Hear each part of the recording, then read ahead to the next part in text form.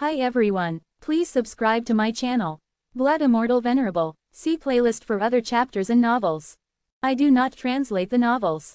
Credits goes to original translator and author of the novel. I only make it as an audiobook so it would be easier to just listen while doing other things. Credits goes to the author of the novel. I convert stories to audiobook for mental health, for multitasking purpose, for accessibility and time saving. Listening to audiobook is also beneficial for people who have disability. It improves our listening skills and improve our English comprehension, vocabulary and other things. So, thank you for listening. Thank you and thank you very much for your support. Chapter 61. All living creatures below the nature level. There was an old saying that best described the refining of martial arts. All living creatures are below the nature level. To some extent, the journey of martial arts only started after entering the nature level. After stepping into the nature level, life energy was completely transformed into life vitality. The refiner could then continuously absorb the vitality from the outer world, from heaven to the earth, and became a creature of a higher level. Once they had attained this transformation, refiners at the nature level were called nature creatures. Although they were still human, they were very different from a normal person. A clear boundary separated nature creatures from normal humans. This boundary was called longevity. The lifespan of an ordinary human being was about 70 to 90 years. Although a few humans could live until 100 years of age, they were considered to be very old and long-lived. However, these natural creatures had a minimum lifespan of 150 years. Being able to live longer and stronger was one of the most fascinating aspects of martial arts. This was the reason why refiners at the nature level were called nature creatures, thus differentiating them from ordinary humans. The white smoke and black smoke that was being generated from the life vitality of White Fiend and Black Fiend covered Zen from head to toe. Zen looked up and around. Except for the black and white smoke, everything else around him had disappeared. He could not even see Martin, who had been standing right next to him. This smoke could not only obstruct a person's vision, but it could also mute sounds. Because of this, Zen could not hear any other sound, except his breathing. In the face of such a bizarre scene, Zen stood quietly without moving around. He knew it would be wise for him to remain calm and adjust to the changing surroundings. He needed to think carefully before taking any action. The black smoke and white smoke was so strange that their function could not be limited to isolating a target. There must be some other purposes that Zen did not know of so far. Zen remained alert to solve this mystery. Before long, the mass of black smoke began morphing into a human figure brandishing a long knife. Then it headed straight for Zen. Wrap yourselves in smoke to hide your figures and attack under this camouflage. If that is another function of the smoke, then it is not hard to deal with. Zen thought after analyzing the situation quickly. Without any hesitation, Zen rushed toward the smoke and punched it before the long knife could injure him. Zen channeled all his power to his fist. As his blow landed on the black human-shaped smoke, a deafening sound replaced the silence. Then the smoke exploded and dissipated. Zen frowned when the smoke vanished. He hadn't been expecting this result. He had thought that White Fiend and Black Fiend were hiding in this cloud of smoke. But now, it seemed as though the human figure and the knife were illusions generated by the smoke. After he scattered the black smoke, other masses of black smoke floated toward him from the side. This smoke also transformed into human shape, armed with a long knife aimed at Zen, just as the previous smoke had done. Bum, bum, faced with 3 clouds of smoke, Zen aimed 2 punches at the nearest clouds of human-shaped smoke. They, too, disappeared like the previous smoke. Just as Zen was about to attack the 3rd cloud of smoke, a black fist silently appeared and landed a blow on Zen. Since Zen had not been expecting this, he was caught off guard. Pung! The sound of the fist punching his body was deafening. It also indicated the extent of the power wielded by a refiner at the nature level. Besides his powerful punch, Zen was defenseless. He wasn't even dressed in armor. As a result, he was pushed back dozens of feet before he landed on the ground. The impact and force were so strong that Zen rolled on the ground several times before coming to a stop. The power of a refiner at the nature level is terrifying. Fortunately, I have refined my body to be a spiritual weapon. Otherwise, I would have been severely injured by this punch. Zen thought as he slowly stood from the ground. After his body had been refined to a weapon, Zen noticed that there had been considerable improvement in his resistance against strikes. So, he had absorbed almost all the power of the Black Fiend's punch. The warm current coursed in his blood vessels, refreshing his body. But Zen was not satisfied. He had not found a solution to break through barriers set by the black smoke and white smoke. Since Black Fiend was hiding in the black smoke, White Fiend must be in the white smoke. These two people's talents were peculiar. Zen could not spot them even though he had been studying the smoke all this while. He stood still, observing his surroundings. It was not long after he stood up that a mass of white smoke began changing its shape. And this time, it turned into thousands of troops that rushed toward Zen. Soon, Zen was encircled by the smoke troops. Unsure of what to do, Zen cautiously studied the smoke troops. It was hard for him to identify the location of White Fiend from the smoke around. At this moment, Zen had not yet been a half step into the nature level. Although he could form mature life energy, he could not release his life energy to disperse these thousands of troops quickly. He could only fight against them passively. Zen steadied himself and began attacking the smoke troops nearby to disperse them. Equally, he was quick to dodge any attacks from the smoke troops. "Go to perdition," Zen shouted to the smoke. As quickly as he could, Zen launched a series of attacks. Bam, bam, bam, the sound from the breakup of the smoke followed Zen's punches. Instantly, more than 10 clouds of smoke in human form were smashed by Zen's ceaseless blows. However, as quickly as Zen had broken up these clouds of smoke, new smoke appeared. It appeared as though White Fiend and Black Fiend were generating the smoke troops and attacking Zen continuously. In this situation, Zen could not get a break. He began struggling with defending himself from the smoke troops that were running toward him from all directions. "Ha ha ha, let me see how long you can withstand our attacks." While people were easily exhausted, the smoke troops generated by White Fiend and Black Fiend would never get tired. They recovered soon after Zen smashed them. This was the reason why White Fiend was very proud of his abilities. It was also why he spoke to Zen with arrogance and confidence. As soon as White Fiend finished his provocation, he formed a fist from a cloud of white smoke and punched Zen in the ribs. Bash! The blow was so mighty that Zen was pushed back again. He seemed like a kite with a broken line. With this attack, Zen found himself flying dozens of feet before hitting the ground. The force was so strong that a loud sound echoed in the otherwise quiet scene. Since Zen's body was a spiritual weapon, it was not easy to injure him. However, he could still feel the pain from the blows. Thus, the piercing pain that resulted from the punches still made him groan. Despite the agony, Zen stood and took several deep breaths to ease the pain. At the same time, he was watchful. It would be careless of Zen not to pay attention to the smoke around him. The thick black smoke and white smoke mixed and billowed around Zen, forming human figures now and then.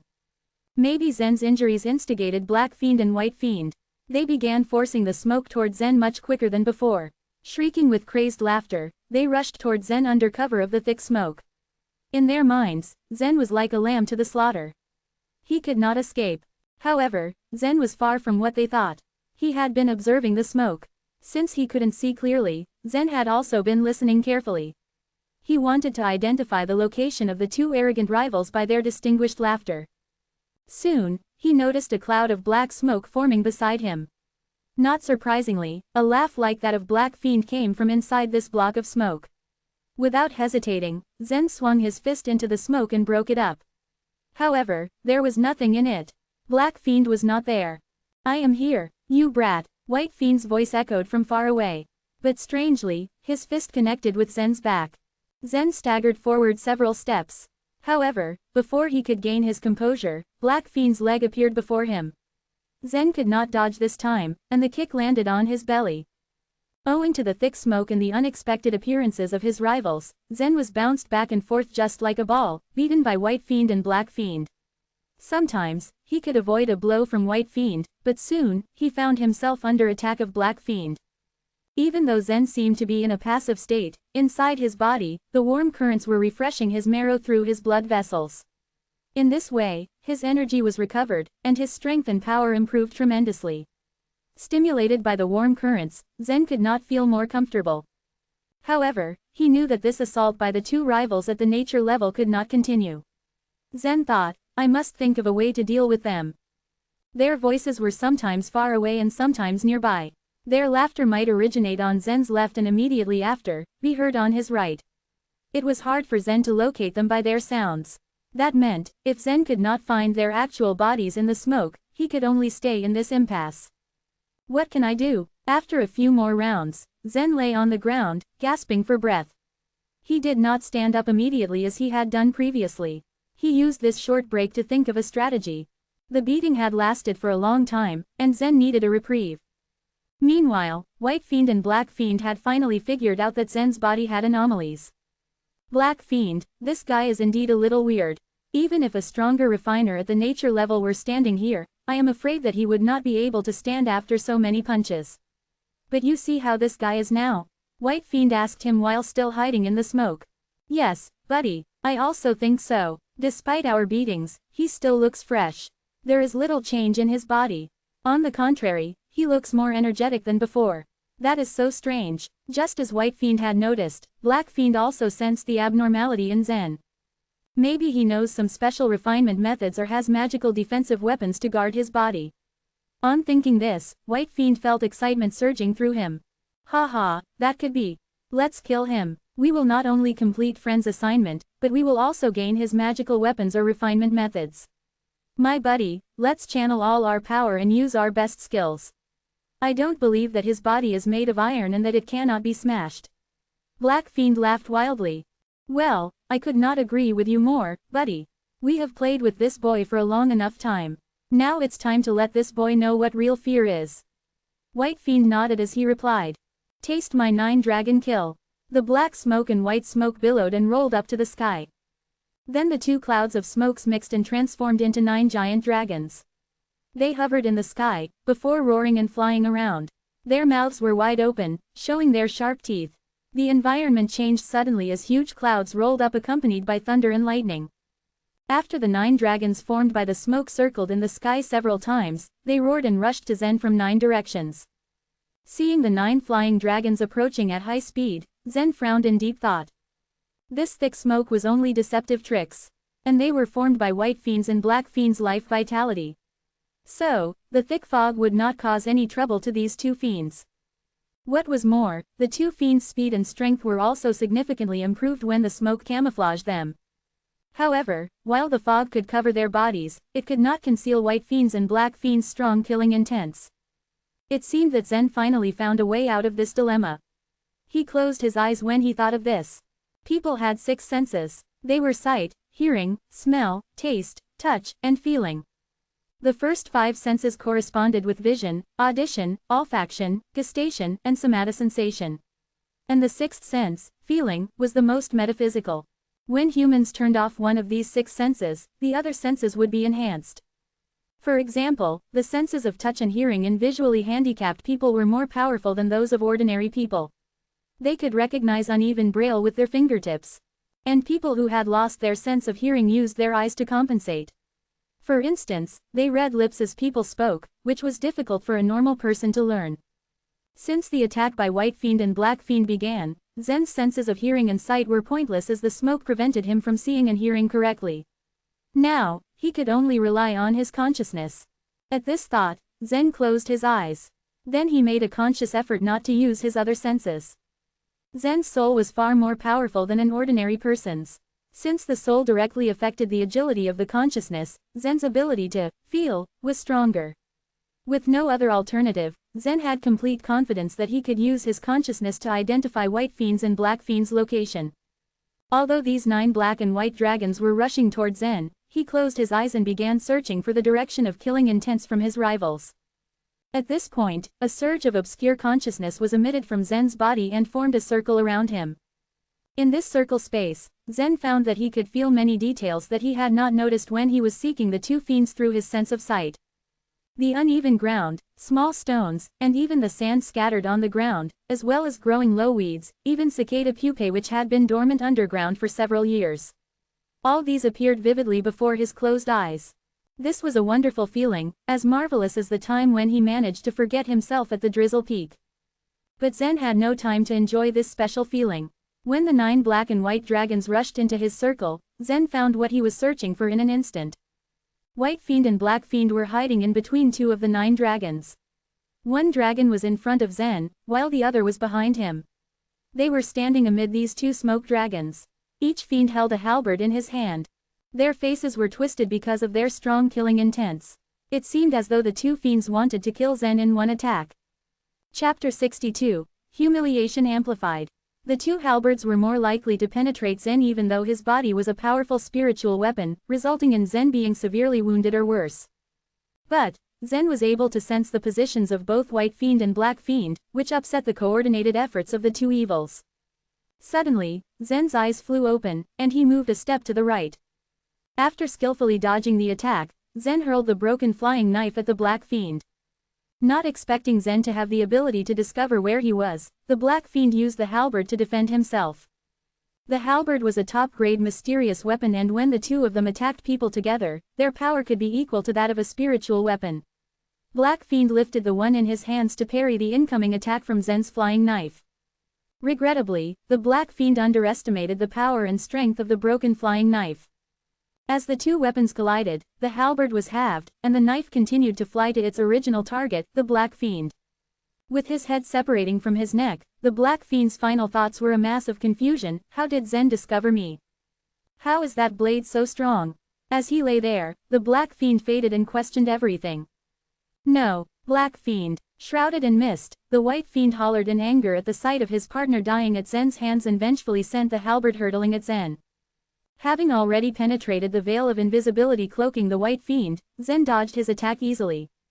Realizing he was at a disadvantage, the White Fiend decided to conceal himself amid the mists and waited for the right moment to destroy Zen. Without mercy, Zen stabbed her utilizing his soul strength. Filled with excruciating pain, the White Fiend fell over. His neck was severed and he surrendered to the power of the broken flying knife. The two evils perished in combat. Shortly afterward, the black and white mists, along with the life vitality that brought them to be, began to disperse slowly. In front of the green haze group, Martin stood, staring at the vast expanse of mist fearfully. Fully aware that there was a fierce battle between two evils and Zen beside him, Martin was concerned when all he could see was mist. Although he was confident in Zen's martial arts skills, he didn't think Zen had a chance winning because the gulf between Zen's expertise and his foes was overwhelming. However, gradually, the mist dissipated and Zen came into view, standing near the remains of his two opponents. Emerging the victor was Zen.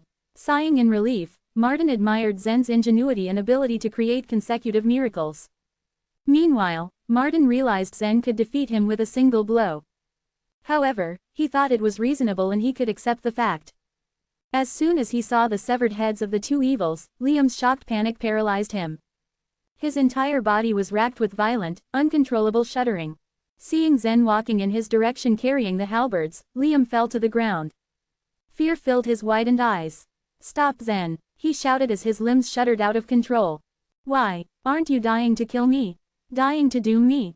Didn't you say you wanted to finish me off, here, at the Dragon Fort?" Taunted Zen while he glared down at Liam. "I did say that, but only because of the orders that friend gave. Please, Zen, spare me," begged Liam. Facing Zen now, he lost his bravado. "I would have spared you because of our shared fellowship, but you were intent on killing me here, at the Dragon Fort. There's no way for me to justify sparing you," warned Zen as he pointed his broken flying knife menacingly at Liam. I am nothing, a beast without human feelings," Liam whimpered as he groveled, prostrating himself before Zen until blood covered his forehead. Softening somewhat, Zen's heart was moved by Liam's suffering. Raised in a scholarly family, Zen was gentle by nature, though he'd come to realize that by killing, all disputes ended. But killing still was not a way he liked. A glimmer of mercy crept into Zen's mind. In that instant, Liam triggered his golden needle, sending it at Zen. PPFFFT. Came the sound as the golden needle whizzed through the air, making its way to Zen at tremendous speed. Granted, Zen had a body similar to a spiritual weapon, but it didn't stop the golden needle from piercing his skin and lodging firmly in his chest. Zen, that was the strike-nose thorn. It was made by an expert at forging poisonous needles in the Zhu clan. "And now, you're as good as dead," exclaimed Liam full of exuberance after landing his unexpected blow. Removing the golden needle effortlessly, Zen said, "This secret weapon is famed throughout the eastern region, but it won't bring my death." Ping, ting ting ting ting.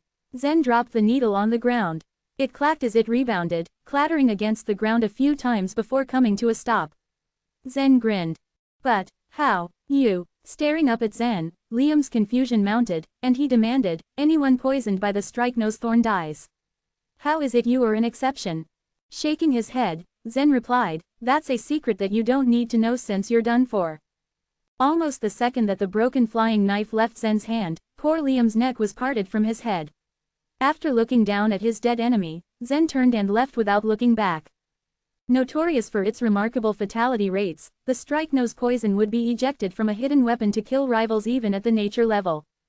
Even though Roger was at the nature level, if Liam had attacked him, Roger would die on the spot. But Zen was blessed with a superhuman ability and was invulnerable to poisons. As Zen walked away, a chilliness greeted him.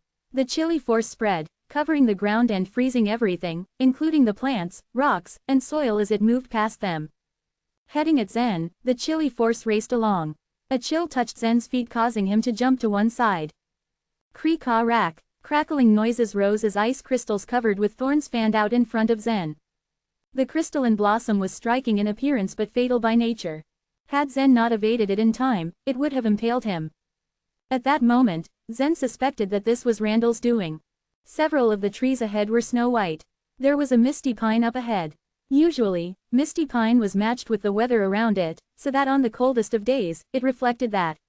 Ahead, it performed a beautiful winter scene, which was an abnormal sign, indeed. Randall appeared from behind an icy tree. "Are you presuming that you'll manage to leave the dragon fort, alive?" asked Randall as he stepped closer to Zen. His steps were deliberate, slow, as snowflakes fell around him. Randall scoffed, "At 16, I joined the Imperial Army. I rose in fame and rank by my abilities, only to be humiliated by you, a brat. That alone gives me a good reason to kill you here." Giving a slight shake of the head as he grinned, Zen returned, "I'm ready for your assault at any time you want to try. I promise if you don't resist, I'll kill you swiftly," said Randall while his life vitality began to move, shaping itself into a long and ice-encrusted spear. With his heart thumping, Zen's first inclination was to run. Refiners at the nature level could be divided into 10 ranks according to their power. Each rank was disproportionately more powerful than the last. Presently, Randall was a leading master, blessed with rank 4 in the nature level of refining. With that level, he was bound to be able to defeat Zen, who was only at the marrow refining level. "Are you going to attempt to run away from my fatal strike, Zen?" ridiculed Randall, grinning as he took a step, just as Zen made his way to escape. Where Randall stepped, the ground became covered with ice.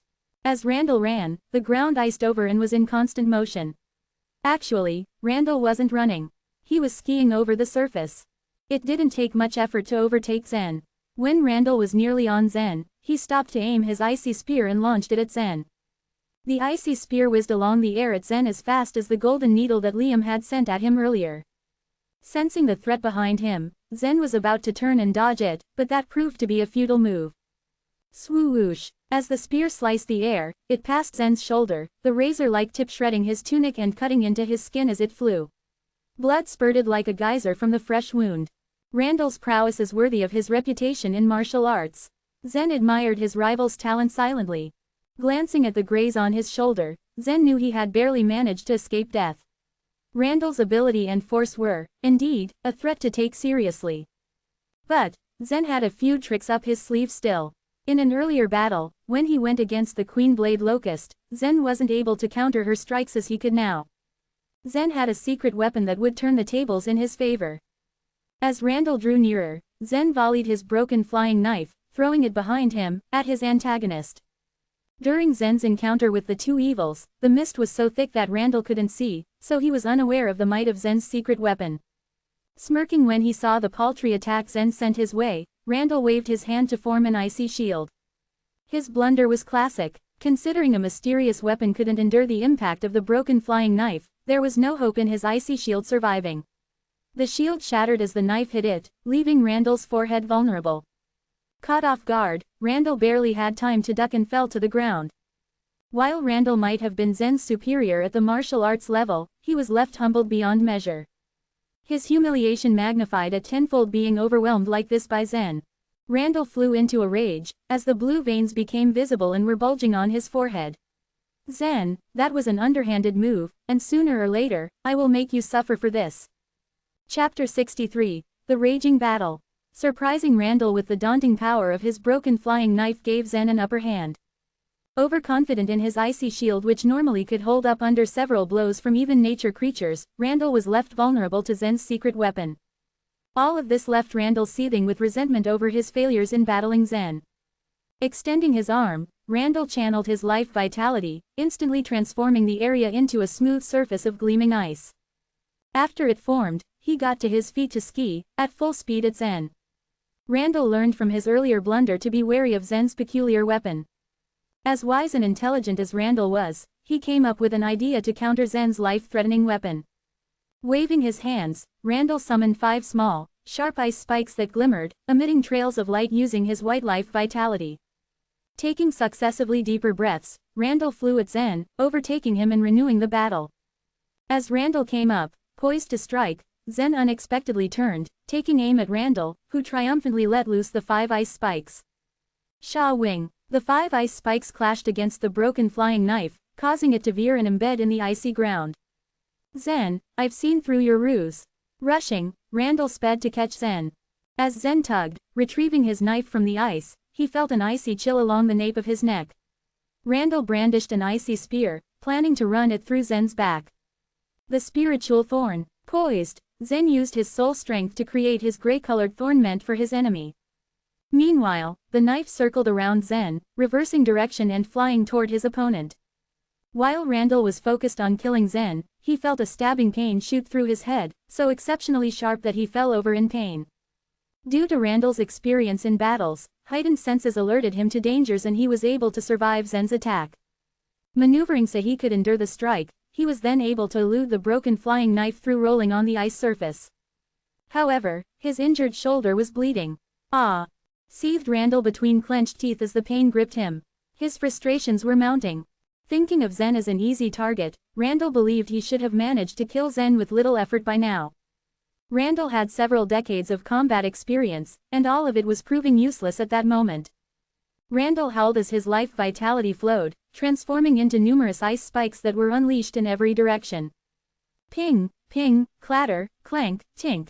The sound was like a shower of crystalline glass falling. Racing and dodging to reach the safe zone, Zen found his enemy was hot on his trail. When Zen reached the supposed haven, he looked back amazed at the degree of destruction Randall had delivered. Wherever Randall passed, anything and everything in reach, including the shrubs and grass, were penetrated with ice spikes. Randall's rank 4 life vitality was so strong that it was nearly inexhaustible. Intent on escaping, Zen took advantage of the fact that Randall was distracted at the moment and frustrated. But his antagonist relished skiing at Zen at an incredible speed. Actually, Zen didn't stand a chance of fleeing Randall. Consequently, Randall could overtake Zen in a short span of time. But the closer Randall got to Zen, the more determined Zen became, and he opted to leverage his 2 signature moves. The first was the spiritual thorn, and the second was the broken flying knife. Alongside the 2 having continuing quality, the 2 moves also adversely affected Randall's chase. As Zen continued though, he noticed, the more time went by, the more ineffectual his attacks were proving. With how nimble and light Randall was on his feet, the powerful broken flying knife didn't pose much threat to him. Adding to that, with the distance Randall was keeping from Zen, it meant the spiritual thorn was less useful against Randall. Given the fact that Zen hadn't developed a thorough understanding of the spiritual thorn technique yet, his range of attack wasn't wide enough to be much of a threat. The 2 of them covered another stretch quickly, and Randall dodged Zen's offense, sneering, "You're finished now, Zen." Freezing thousands of miles. As he punched the ground with his strong fists, Randall produced 2 bright snow lines extending in front of him and growing more rapidly than Zen could flee. The 2 lines flew over Zen and were suddenly transformed into 2 icy crystals which began increasing, spreading and doubling. Whoosh! Came a deafening sound as millions of icy thorns intertwined and filled the area. Ultimately, the frost crystals reshaped themselves into an icy crescent-shaped hill, leaving Zen trapped in the valley beneath them, with no avenue of escape. With no other recourse, Zen turned to confront his rival. "As a leading master, I would be ashamed if I wasn't able to seize you." Heading for Zen, Randall took calculated uniform strides, in an effort to intimidate Zen as he approached. "Randall, you're worthy of your reputation," acknowledged Zen in a tone of admiration. Randall shook his head and said, "I would be depressed if I were you at my weakest." "Really? prodded Zen, pretending to be engrossed in what Randall had to say in an effort to catch him off guard, all the while applying a sharp thorn. The spiritual thorn. Regrettably, his rival evaded the attack, moving as nimble as a sparrow to dodge the fatal blow before beginning his slow, calculated approach at Zen again. No more of your tricks. I've become tired of them. You're not a fool, offered Zen, his tone dripping with sarcasm. Thanks for the recognition, but I'm not all that flattered because you're done for. As Randall spoke, a colossal ice spike was taking shape gradually in preparation to deal a fatal blow to Zen. But Zen just shook his head, smirking as he continued, I mean, you're more of a fool than I imagined. Slightly stunned, Randall grinned slyly, as though he was ready to strike his final blow against Zen, and dramatically stated, I hope you are prepared because today you meet your end. With that said, Randall aimed the colossal weaponry at Zen. Staring at Randall's colossal weapon, Zen had no means of escape, which made Randall giddy with excitement at his invincible strike. Unexpectedly, the colossal weapon's progress halted, and half of its front shattered, falling back to the surface of the ice along with many flakes. It was as if an invisible barrier stood between the invincible weapon and Zen. What's this? Asked Randall, a twinge of fear in his voice. As Zen stated, you couldn't be more foolish than you are. Accused a husky voice from behind the icy valley. Looking in the direction, he saw a figure in green emerged, approaching the two combatants. As soon as Randall saw who it was, he became irate. Dang it, John, no more of your meddling. You're wrong, I'm not interfering, I am enforcing the law you violated.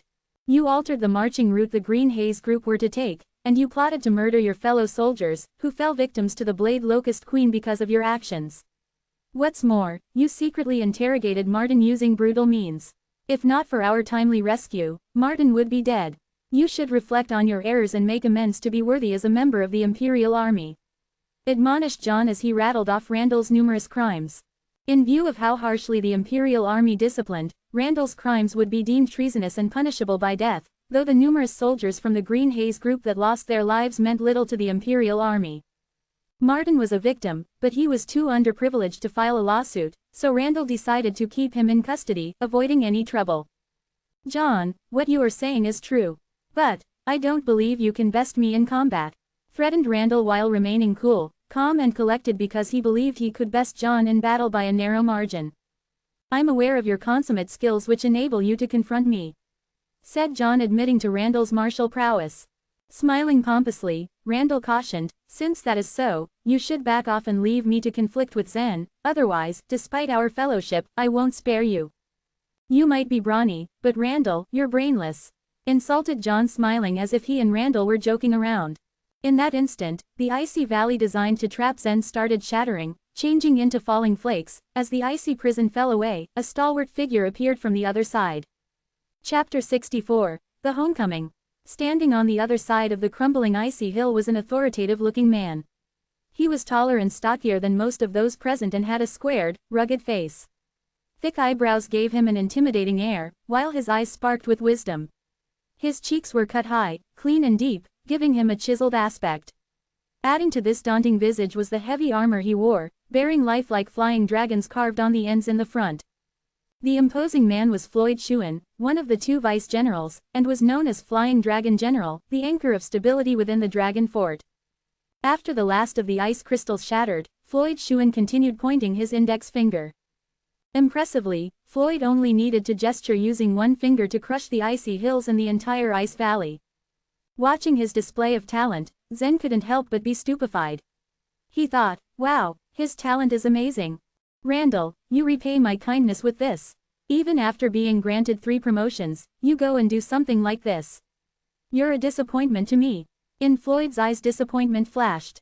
General, I didn't mean to, it's just that the Zoog clan, related Randall, stumbling over his words. Floyd frightened Randall out of his wits. At that moment, it dawned on him that the chase Zen had led him on was a setup from the start. The Zoog clan. It doesn't matter how powerful the Zoog clan is. The Imperial Army is not for sale. As an officer in the Imperial Army, you have a responsibility. Yet, you dared to ignore the military disciplinary protocols willfully. You really failed me. Shaking his head slowly, and then looking at Randall, Floyd barked, tell me, do you have any last words? The Imperial Army was under the direct command of the Burning Sky Palace. Many soldiers from within the top 7 noble clans also enlisted in the Imperial Army. However, Floyd held a high rank, and he wouldn't kowtow to the pressure that the Zug clan exerted. Randall's response ended before he finished it. As it dawned on him what Floyd had just said, his face turned ashen, and he gulped hard. If he had understood Floyd, there wouldn't be a trial or prison. Floyd was proposing to execute him on the spot. Randall turned to run. While he chased Zen, Randall sprinted very quickly, and now, he ran faster. However, Floyd caught up to him, with just one step.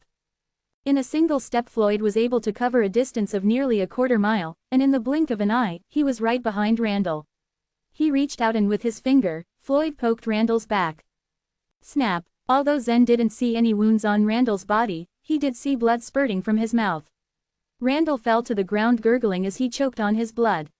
Within seconds, his suffering was over, and he was dead. So very strong, thought Zen. This man, Floyd, was a real martial arts master. Watching Floyd's attack techniques, Zen felt as though his blood was boiling. Randall might have been at the 4th rank in the natural level, but he was a fragile ant compared to the Flying Dragon General. Zen deemed, after I study for years and master such great skills, I shouldn't have any problem in saving Yan easily. After slaying Randall, Floyd turned to John and ordered, "This matter is over. I don't want to see anything affecting the morale of the Dragonfort army." John replied, "Yes sir, General." For a moment, Floyd gave Zen a meaningful glance, before briskly striding away. It only took a few seconds before he was out of Zen's line of vision. After being scrutinized once for mere seconds by Floyd, Zen felt a disturbing pressure, and within, it was as if the general had gone through all of his secrets. Even quite a while after his encounter, Zen's heart was still racing. While calming himself, Zen faced John. Gesturing respectfully, he said, "Thank you, Officer Go. If it weren't for you, I'm afraid I wouldn't have survived this ordeal." Laughing briskly, John said, "Think nothing of it. Roger has reminded me repeatedly that it's my duty. But to be honest, it's more amazing that you lured Randall out so far." John knew Zen was much stronger than other refiners of the same level, but Randall's strength was much higher. Among the mid-ranking officers at the Dragon Fort, Randall was the only one to learn the intent. John didn't even have complete confidence that he could beat Randall. However, Zen ran a great distance while Randall chased him, so John thought highly of Zen. It had taken some doing, but he eventually understood why. Before Roger left, he insisted John should do his best to coordinate with Zen. If Zen survived many decades into the future, he might very well become an influential figure. By then, Zen would be worthy of great admiration from the Meng clan. However, right now, there were too many geniuses in the world, and too few of those would ever be successful. Zen's future would be written over time. After disposing of Randall's remains, John returned to the Dragon Fort. Zen, on the other hand, went to join Martin on the original road. Martin didn't know Zen's plans, but he trusted Zen. The last time Zen fled, he was pursued by the Queen Blade Locust, and he escaped unharmed. Therefore, Martin was confident Zen would rid himself of Randall during the chase. Commanding the Green Haze group, Martin and his troops lingered on the spot. 2 hours passed before Zen got back. "Zen, where's Randall? Is he?" questioned Martin. Honestly, he wanted to find out whether Zen had killed Randall, because he knew Zen managed to obtain the crystal core from the Queen Blade Locust. Nodding, Zen confirmed, "Yes, he is dead." "Did you really kill him?" Martin asked, his eyes widening. Shrugging, Zen smiled and said, "How could I kill him?" "No, the Flying Dragon General killed Randall." "The Flying Dragon General?" At the mention of the vice commander from Dragon Fort, there was a look of awe on Martin's face. Now that Randall has been executed, the Flying Dragon General doesn't want the news to spread. "Tell your soldiers," cautioned Zen. "Yes, of course. You can rest assured that my soldiers won't breathe a single word of what's happened," replied Martin guardedly. It was beyond his expectations to think that the Flying Dragon General would handle this matter himself. After the Green Haze group and Zen finished hunting Blade Locusts, they returned to the Dragon Fort. With the hardships Martin had endured over the past few days behind him, a weight was lifted, leaving his heart lighter, and he wanted to celebrate, so he led Zen to a pub for a drink. After a few drinks, Martin was itching to tell people what he'd been through, and if Zen hadn't reminded Martin not to, Martin would have blurted something out. By the end of the evening, Martin was drunk. After boozing it up at the local pub, Zen returned to his room and removed the alcohol from his blood using purple life energy. He looked at his harvest of crystal cores and decided it was quite a rich trip. Along with exceeding the number of blade locusts that he anticipated he could hunt, Zen had also unexpectedly harvested a crystal core from a fire scorpion lion. Further, he raised his body's refinement to that of a spiritual weapon-like body through the fires from the Earth's core. Sitting on the bed, Zen pulled 2 short halberds out of his space ring, which he took after slaying the white and black fiends. The halberds were top-grade mysterious weapons. Although Zen's flying knife had halved one of them, there shouldn't be any negative impacts, since they would both be melted into iron essence. Sitting cross-legged on the bed, Zen communicated with the furnace in his mind. After that the black flame darted out, and snatched the 2 blades up to melt them into iron essence. From past experiences, Zen felt confident that he'd receive 10 drops of essence in total, since 1 short halberd should melt down to 5 drops of iron essence. Pleasantly surprised, Zen was able to procure 15 drops of iron essence from the halberds. Seeing how much the 2 blades produced only served to confuse Zen about how much iron essence could be obtained from a mysterious weapon. Only one thing was certain, and that was, the higher the grade of the mysterious weapon was, the more iron essence would be received. What Zen didn't know was that the pair of short halberds together were comparable to a fairy weapon. It was a shame the white and black fiends were killed before they attacked with the halberds simultaneously, or their power would have been shown. The 15 drops of iron essence were drawn into Zen's mind by the black fire. A few moments later, he could see the cyan dragon relief within his mind. There were 3 dragon scales being lit up, emitting a turquoise glow. So far, a total of 7 scales were lit up on the cyan dragon sculpture, and Zen's strength was significantly increased. Zen realized his weakness was actually in his refining level and not strength. There was a broad contrast between the lazy noble clan disciples and Zen. Having a variety of magic pills available to them, the noble disciples were slack in working hard to improve their refining techniques, which resulted in a considerable gap between their strength and Zen's. Zen's strength was superior to refiners at the same level, while he was only at the marrow refining level, which was low. Nevertheless, Zen couldn't do anything about advancing his refining level faster. There was no shortcut, only a lifetime of persistent practice. Zen entered Drizzle Peak a month ago, and it was a fantastic feat that he was able to attain the marrow refining level in such a short time. While he was gaining experience at the Dragon Fort, Zen felt a lot of the impurities in his marrow had been removed, and he was closer to the peak of the marrow refining level. As there were many superb disciples at the Cloud Sect, the marrow refining level was not remarkable. After a great deal of thought, Zen decided that after he paid a visit to Perdition Mountain to see Yan, he would find a way to be beaten to create more warm currents so he could refine his body. If he couldn't find someone willing to do so, he would spend some cubic crystals and hire someone. That thought stayed on Zen's mind all night. The next morning, Martin came to see Zen off, along with several soldiers from the Green Haze platoon. As an officer in the Imperial Army, Martin's salary wasn't high, so he brought some excellent bottles of wine to give to Zen. After saying goodbye, Zen boarded the giant flying chariot. A few hours later, the chariot neared the Cloud Sect. When the chariot flew by the towering Hell Mountain, Zen felt his heart beating faster. He'd taken part in the task to hunt blade locusts to collect points, just to become qualified to gain entry into Hell Mountain. At the thought of seeing Yan soon, Zen's mood was light. After the giant chariot slowly landed on blue sky parking ground, Zen and the other disciples of the Cloud Sect rushed out. Zen strode briskly to Drizzle Peak. Zen accepted the task from Master Su, so he felt he should report the results to her.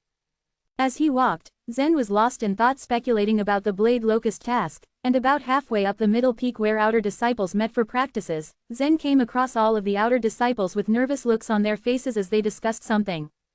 "Sean, Nori, what's going on? Why are all the outer disciples here?" asked Zen curiously. Seeing Zen, Sean's and Nori's eyes lit up. "Hey, buddy, you left the peak secretly, disappearing for almost a month. Where were you, messing around in the Imperial capital?"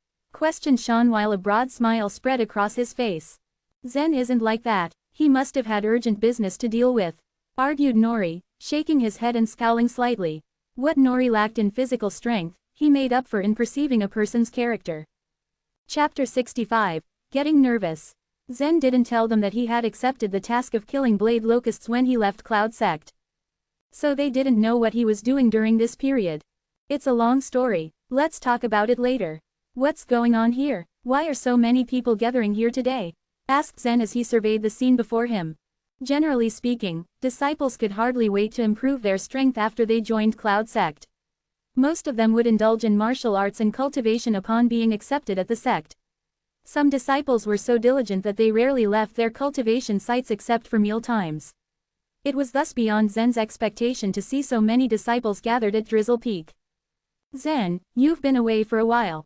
You probably don't know that Drizzle Peak has gotten into trouble recently, said Nori, but the matter doesn't relate to us. After all, we can't interfere in the disputes of those disciples. Drizzle Peak has gotten into trouble. What kind of trouble? Asked Zen in surprise. Although Drizzle Peak was ranked last among the 33 peaks, it was still a part of Cloud sect. Who dared to cause trouble? Seeing the bewilderment on Zen's face, Sean said, a few days ago, there was a conflict between disciples of Drizzle Peak and those of Vulture Peak. It grew increasingly serious, and the masters of the two peaks had to intervene. Since the matter couldn't be resolved to everyone's satisfaction, the masters of Vulture Peak challenged Drizzle Peak. Challenged? Only disciples can throw down the gauntlet, right? Asked Zen with total confusion. Sean smiled and continued to explain, one peak can also challenge another.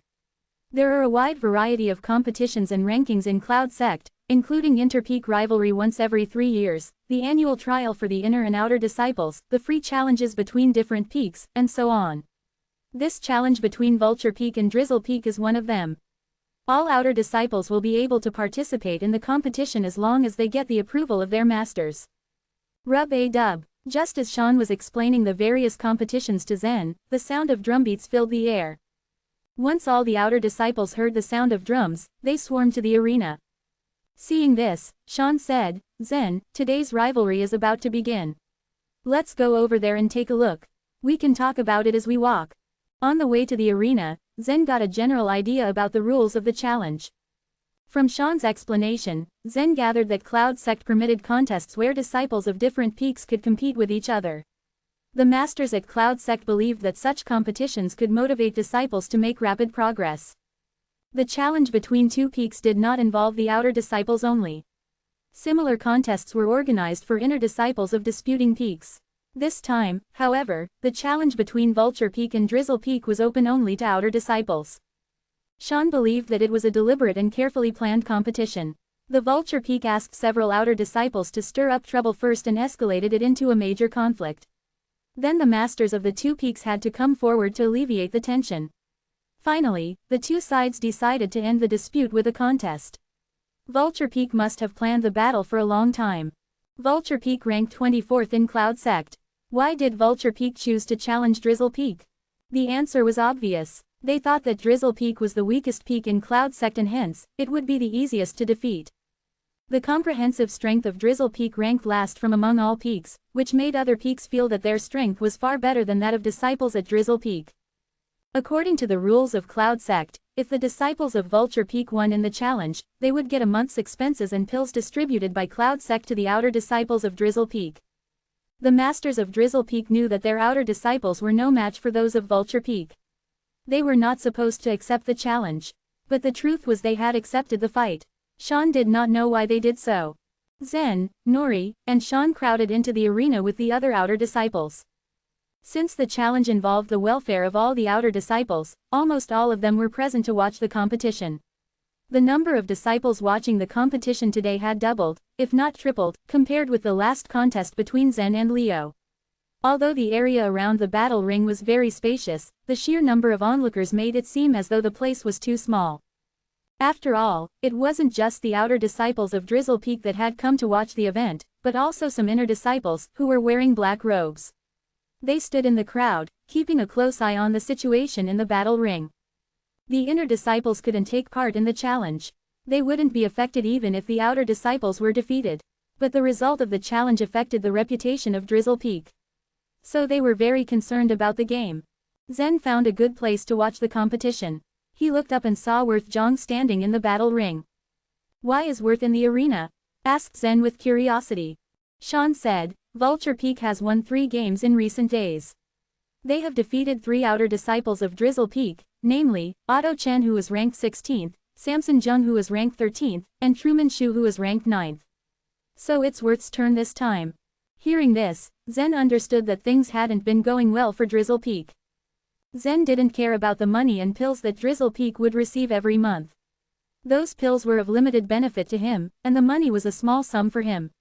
But as an outer disciple of Drizzle Peak, he was a member of the group. If he had the opportunity to contribute to Drizzle Peak, he would head up and fight for the Peak's honor. Look, the match is on. The candidate chosen by Vulture Peak is Tan Tien. He has defeated 3 of the outer disciples from Drizzle Peak already. I hope Worth can beat him. Alas, it's hard to say. Yes, Worth is strong. But even if he defeats Tan, what's the use? Tan has already proven to be too strong for our disciples. But he only ranks 16th at Vulture Peak. Even if Worth defeats Tan, Vulture Peak will send a higher ranking person next. Then how will we deal with it? The outer disciples of Drizzle Peak were talking about the challenge. Obviously, they thought that the prospects of Drizzle Peak were not good. At this time, Zen saw a man jumping into the battle ring. He was 6 feet tall and as thin as a rail. He must be Tan Tien. As soon as Tan jumped into the battle ring, he looked around. Arrogance shimmered in his eyes. He leisurely surveyed the outer disciples of Drizzle Peak, and then he fixed his gaze on Worth. He sneered and with a curl of his lips said, "Is there anyone better in Drizzle Peak? Why send a butterball here? Wow, to challenge one of the other peaks was to stand and fight on someone else's turf."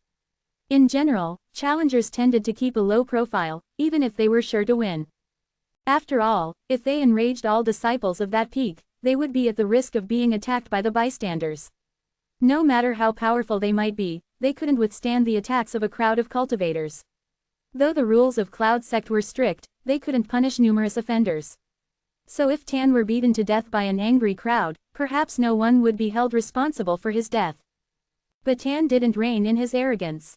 Winning 3 games consecutively seemed to have increased his ego. After hearing what Tan said, the outer disciples of Drizzle Peak got angry and burst out a storm of abuses. Tan, without the slightest fear, stood on the edge of the battle ring and shouted, "Why do you abuse me? If you have the guts, come up to the arena and challenge me. I'm waiting for you. No matter how many of you come, I'll defeat you." Drizzle Peak ranks last every year, and there are no outstanding disciples in it. I think it would be better to remove it from the 33 peaks. Zen frowned when he heard what Tan said. At the same time, the outer disciples of Drizzle Peak were getting even more hostile, and the name-calling became louder. Things were going to get out of control. At this moment, Worth, who had been smiling and standing silently in the battle ring, suddenly raised his hand. At the moment, his expression grew serious and all traces of his smile disappeared. It was a weird thing to see a smiling, fat man showing such a calm expression. His action immediately caused the other disciples to stop.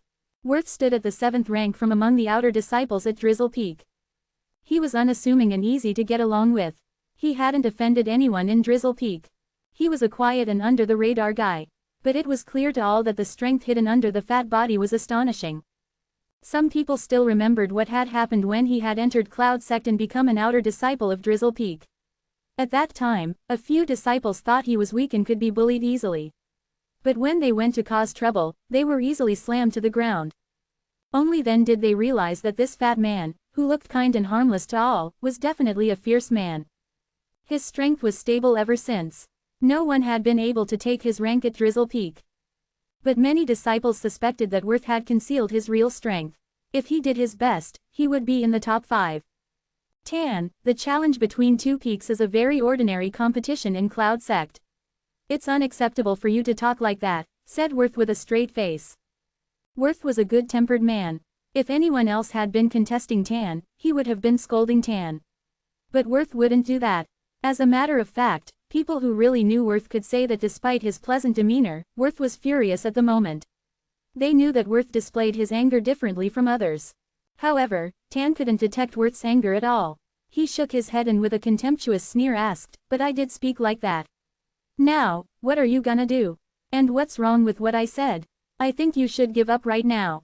If there's no one stronger, we Vulture Peak will win the challenge. It's a real pity that I can't find an outstanding disciple from Drizzle Peak to fight. It disappoints me to see a fat man up here. We will play, and then you can tell us who is more powerful. Let's stop talking and get started. I really don't like the way you guys whine." So much for Vulture Peak, Worth shook his head and retorted. Don't want me to whine? Tan laughed and said, okay, then, let's begin. I'll give you a good hiding and ensure that you have no power to fight back. Then Tan raised his hands and burst out brown life energy. With a sudden and loud shout, he put the brown life energy into the ground of the battle ring. Sacred wood thrust. Pung, pung. When Zen saw this, his brows shot up in surprise. Tan's life energy seemed to have a strong affinity for the metal element. He was able to put his life energy into the battle ring made of gold and iron. Then, a shining brown light appeared at Worth's feet. 2 brown wood stakes started to come out from where he stood. Tan was only a half step into the nature level. The sacred wood created by his life energy was half virtual and half real, as it had not yet congealed into a physical form. If he had reached the nature level, the stakes rising from the battle ring would be pieces of real sacred wood. Even so, the attack power of these pieces of sacred wood should not be underestimated. If the sacred wood hit Worth, he would be severely wounded and would lose half of his life. Zen was getting nervous at this scene. Chapter 66, Braving a Challenge. A large person is supposed to move awkwardly and react slowly as compared to leaner people. But Worth was an exception. Worth, though exceptionally fat, moved dexterously and lightly in the battle ring to dodge Tan's signature martial art, the sacred wood thrust. Worth was able to steer clear of each fatal blow. Tan's violent and intensive session proved depressingly futile. Worth, seeing that Tan had exhausted his tricks, approached his rival with sarcastic remarks, "It seems to me that you are not that powerful." Upon hearing what Worth said, Sean explained to Zen, Tan's signature martial art with sacred wood thrust resulted in 3 successive defeats for Drizzle Peak. However, Worth seems to be a smart opponent. Zen nodded in approval. Tan's assault revealed that his strength was like Randall's, however, the latter was superior to the former in terms of martial skills. Tan's attacks did pay off to some degree. But having only one signature, excellent way of attacking would leave some part of the refiner vulnerable. A signature move, once being seen through by a rival, would put a person in a disadvantageous position. Tan's skill that had earned him 3 previous victories was vulnerable to some counter blow. At that moment, Zen noticed a yellow halo beneath Worth's feet and then realized it was Worth's countermeasure. If Zen were in Worth's place, the former would crumble the sacred wood thrust through his mighty feet. However, Worth decided to defend from Tan's fatal blows in an ingenious manner. He concentrated his life energy on his feet to sense his rival's direction. Since his strategy was not yielding results, Tan became increasingly frustrated.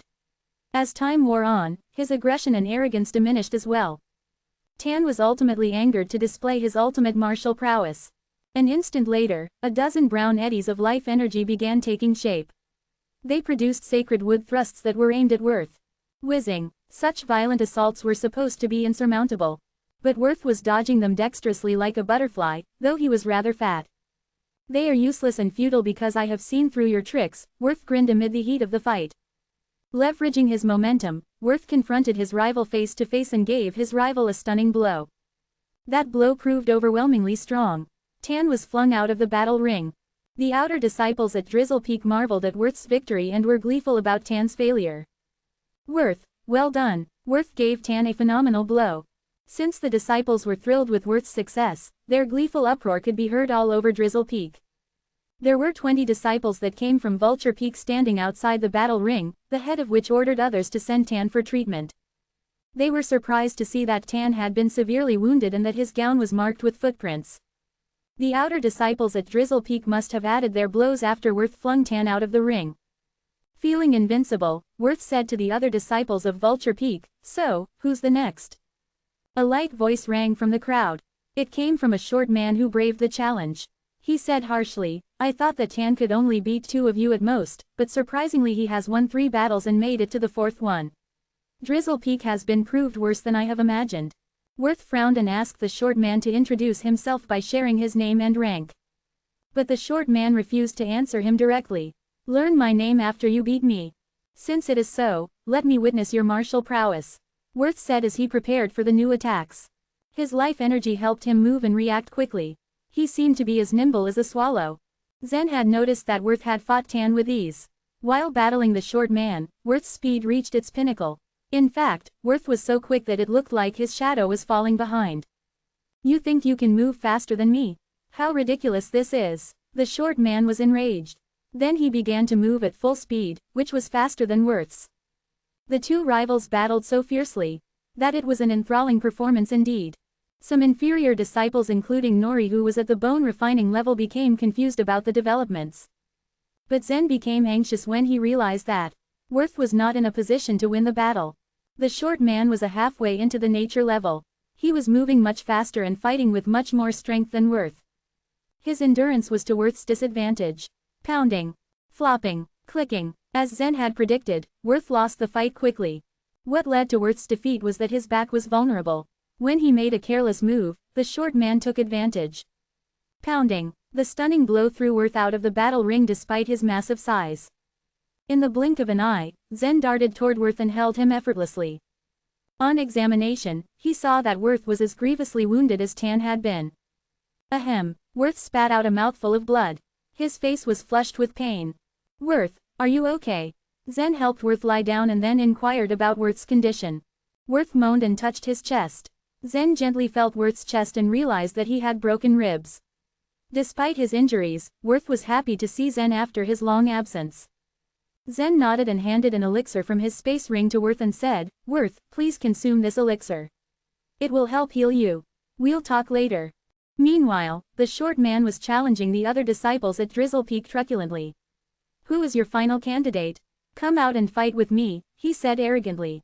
According to the rules and regulations, 5 contestants from each peak were eligible for the battle ring. 4 contestants from Drizzle Peak had lost. Now, only 1 contestant would be permitted to fight. "I think Guri, who ranks 4th in our peak, is a good choice for the next battle." "No, Terry is better than Guri. I think Henry has a greater chance of winning the last battle." Although Henry stands a good chance against the short man, he is currently refining his martial arts at a retreat.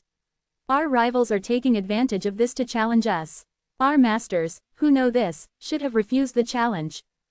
Henry Howe ranked 1st among the outer disciples of Drizzle Peak and beyond. It was said that Henry was refining his martial arts to enter the nature level, and was thus unable to participate in the challenge. "I think every member of Drizzle Peak is a coward. Now your failure is sealed."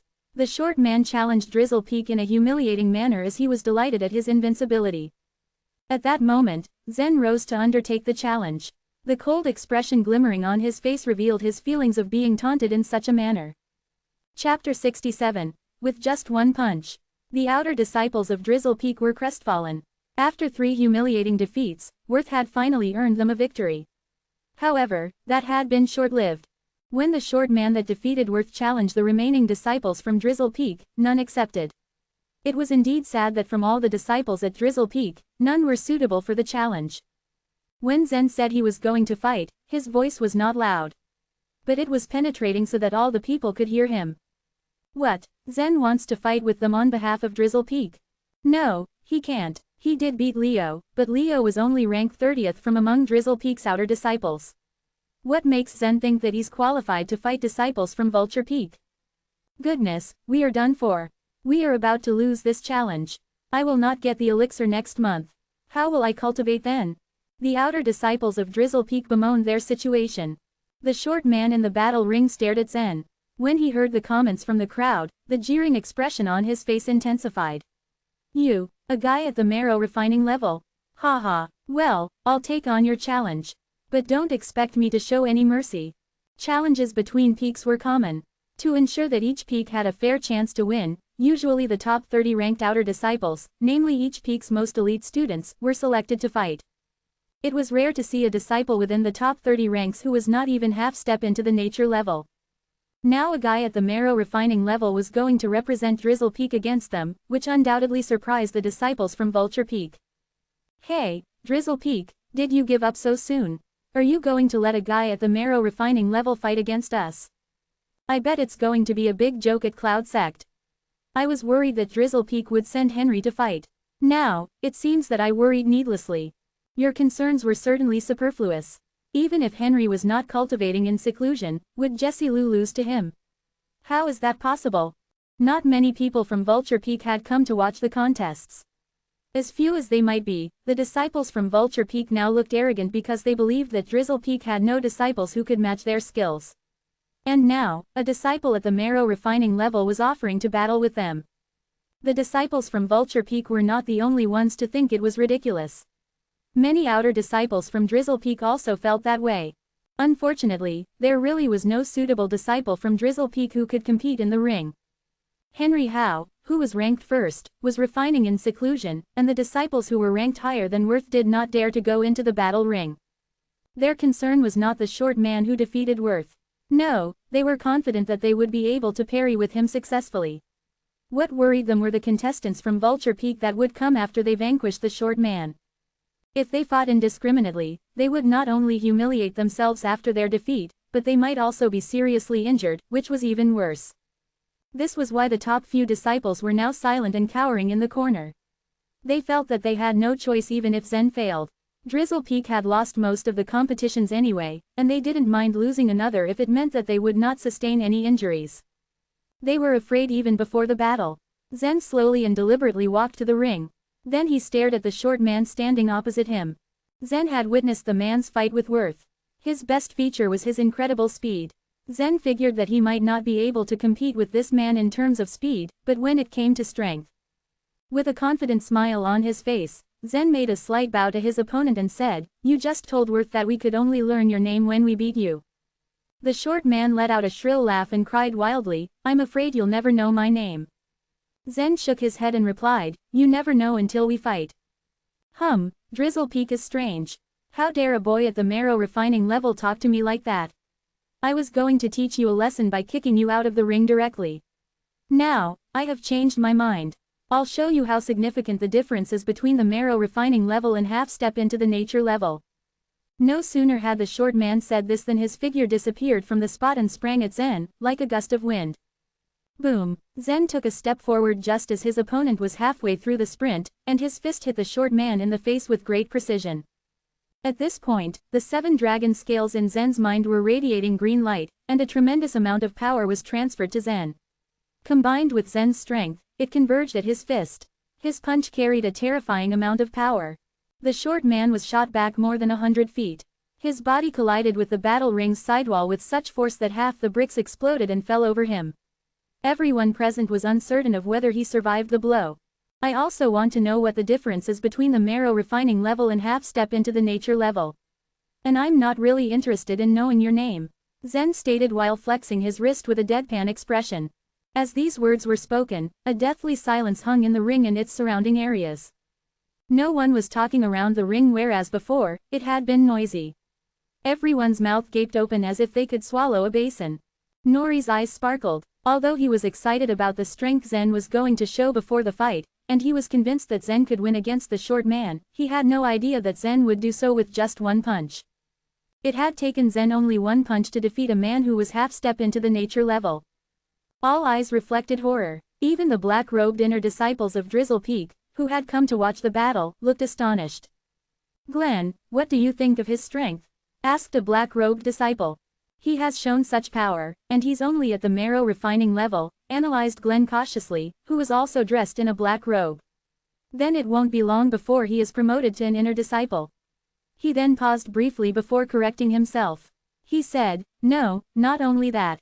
If he becomes a nature creature, Ronald Sue would probably lose his #1 rank among the inner disciples to him." Quote, "He is so awesome," cried the black-robed disciple, his eyes widening. Glenn shook his head and replied, "I can't judge his strength with this one blow. But I dare say that's just the tip of the iceberg. Maybe, you and I are no match for him." "We're no match for him," echoed the other black-robed disciple. His expression conveyed the bewilderment he was feeling. "We are nature creatures now. We can take advantage of our vitality to manipulate our energy into weapons. Our means of attack far exceed those of a man at the marrow refining level. How come he?" Quote, "I don't know," Glenn interrupted with a shake of his head. "I just feel that way. Wow." Quote, "After a while, all the outer disciples of Drizzle Peak recovered from the shock and began to cheer. Zen had demonstrated more power than they imagined he had. However, these outer disciples were aware that this victory did not mean that Zen would win the whole challenge. After all, Zen had to battle with 3 other strong disciples from Vulture Peak later, and presumably, each would be more powerful than the previous contestant. It didn't matter. Zen had saved Drizzle Peak's reputation. Although Drizzle Peak ranked last from among the 33 peaks, Everybody who was its disciple valued the collective honor of the peak. It took a lot of courage for Zen to stand up for Drizzle Peak at such times. The faces of the 20 or so disciples who had come from Vulture Peak darkened. They sent 4 men through the crowd to drag the short man out of the rubble and carry him back to their side. But the disciples of Drizzle Peak took advantage of the situation and caused trouble. Mischief glinted in their eyes as they jostled each other so that the disciples from Vulture Peak had a hard time getting the short man back. Zen walked along the edge of the ring to the people from Vulture Peak and shouted, "Vulture Peak, who else wants to fight me? Who else wanted to fight him?" Zen put this question in a flat tone of voice, but what he said actually was subtly aggressive. His words implied that he had already defeated one person and that his next opponent would also meet the same fate. This sentence was more pernicious than Tan's and the short man's rambling sarcasm. His question was like a hard slap to his enemies' faces. "Humph, you, a guy at the marrow refining level, how dare you be so arrogant? I'll challenge you." A man stepped out from the disciples of Vulture Peak. He was big and burly, and his white robe bulged with his taut muscles. The strong man sprang to his feet and fell on the ring like an iron tower. When his feet touched the ring, he deliberately launched his life energy, which resulted in a depression in the ring. This was quite shocking to see as the ring was made of refined iron. All of a sudden, the entire battle ring shook and thundered with tremendous momentum.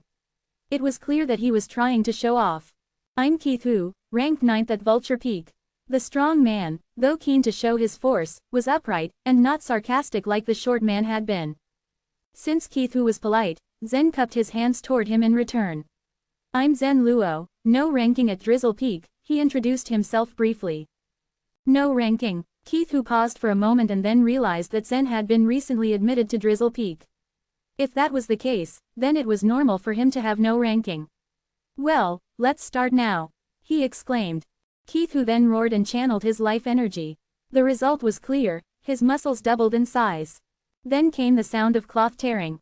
His snow-white robe representing his identity as an outer disciple was torn because of his expanding muscles. Standing in the ring, he looked like a giant, and his horrifying explosive power could be seen from his size. Seeing this scene, the outer disciples of Drizzle Peak felt anxious for Zen. Vulture Peak was indeed much stronger than Drizzle Peak. Zen had just beaten one guy, and here stood another who looked more powerful than the last.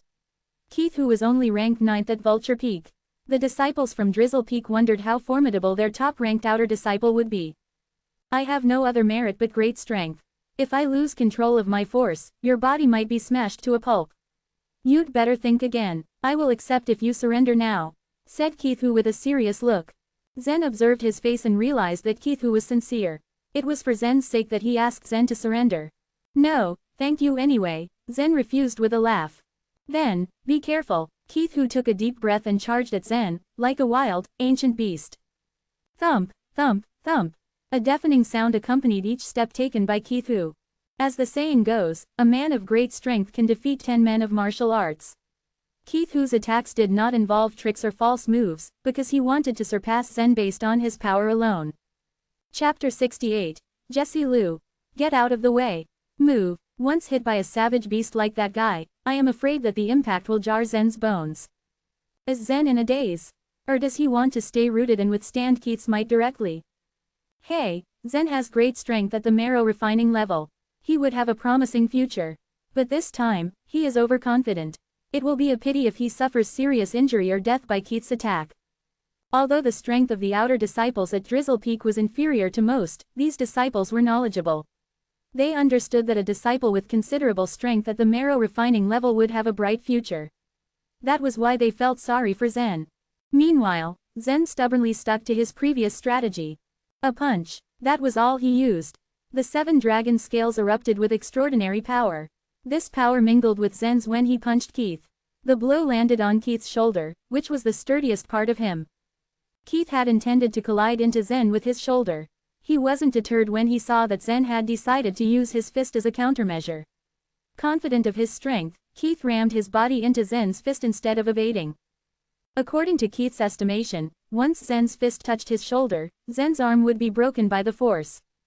However, when Keith's shoulder crashed into Zen's fist, his facial expression changed.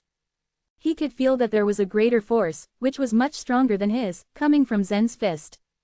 If Keith's power was like that of a furious savage beast, momentum vigorous and extremely explosive, then Zen's energy was like that of the sea, boundless and unfathomable. Bump. At the moment of contact, the greater of the two forces was easy to figure out. Zen's punch consumed all the impact, and the considerable backdraft transmitted through Keith's body immediately caused Keith to retreat more than a dozen steps. Keith wanted to stop his body from backtracking but found himself unable to do so. He stumbled back several more steps before falling outside the arena. Again, Zen won the fight with a punch. Just a punch. Zen had proven himself to be more powerful. The disciples of Drizzle Peak felt as though their hearts were jumping out of their mouths. Zen's performance today had completely subverted some of their understanding of the world. It was hard to find a fitting word to describe Zen's performance today.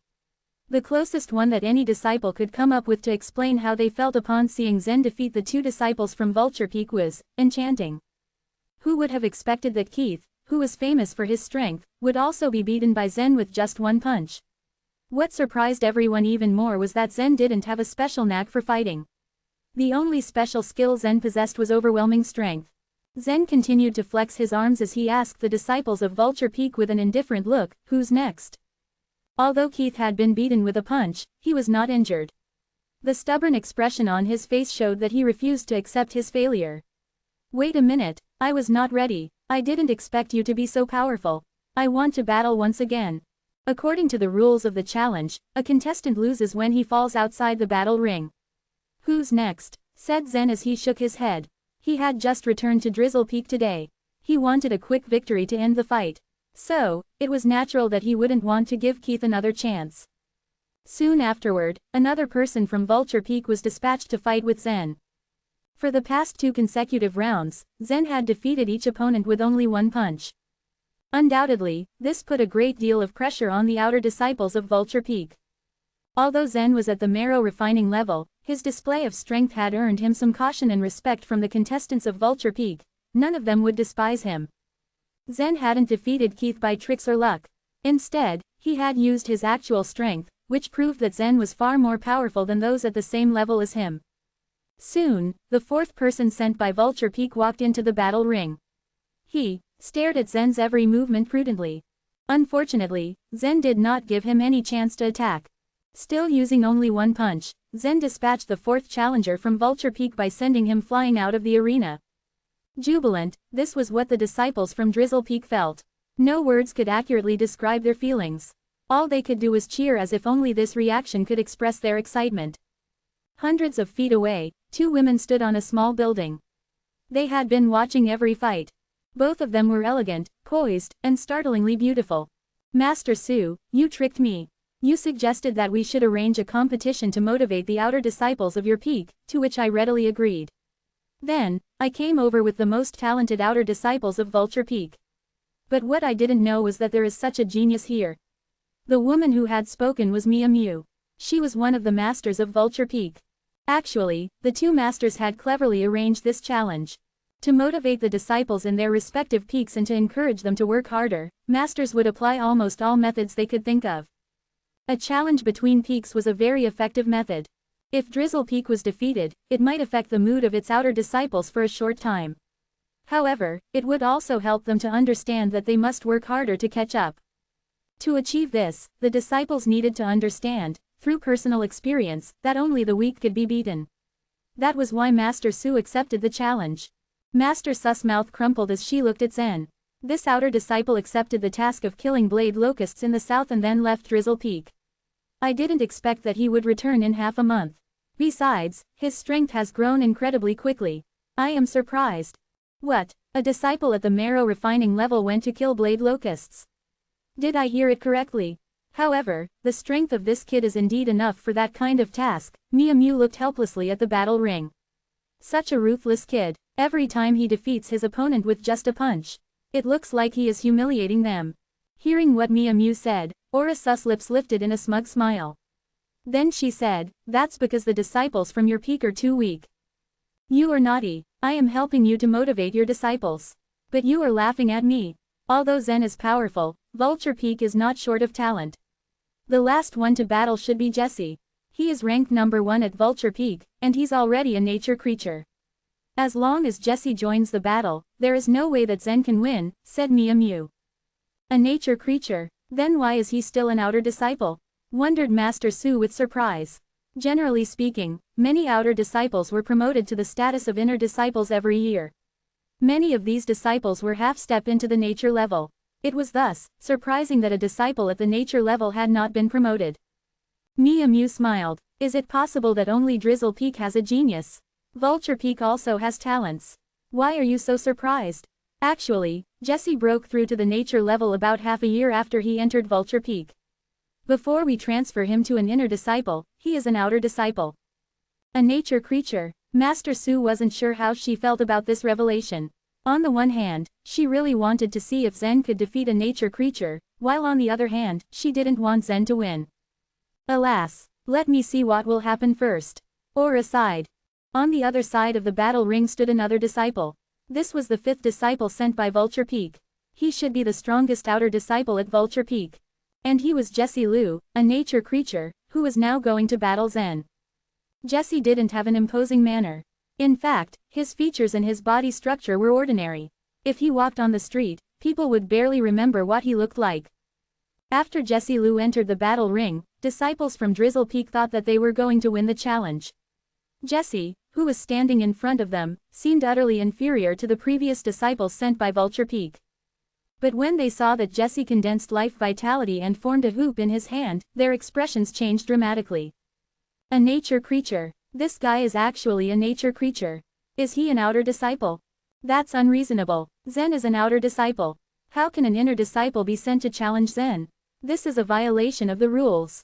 If the other peak sends an inner disciple, we should also send an inner disciple. Said some indignantly. Many people had turned their eyes to those disciples dressed in black robes. They had been standing close to the arena, watching the matches. Since they were inner disciples of Drizzle Peak, they should have stepped forward for this challenge. The nature level was a hurdle for ordinary cultivators. There was a big difference between life energy and life vitality. Zen used one blow to defeat every challenger from Vulture Peak. But to fight with someone at the nature level, that was hugely unfair. Only a nature creature should challenge a disciple at the same level. Otherwise, the battle would be too unsporting. Everyone noticed this gap in Jesse's and Zen's abilities and commented on the underhanded match. Jesse is ranked first at Vulture Peak. He has just stepped into the nature level. And there just wasn't enough time to promote him to inner disciple status.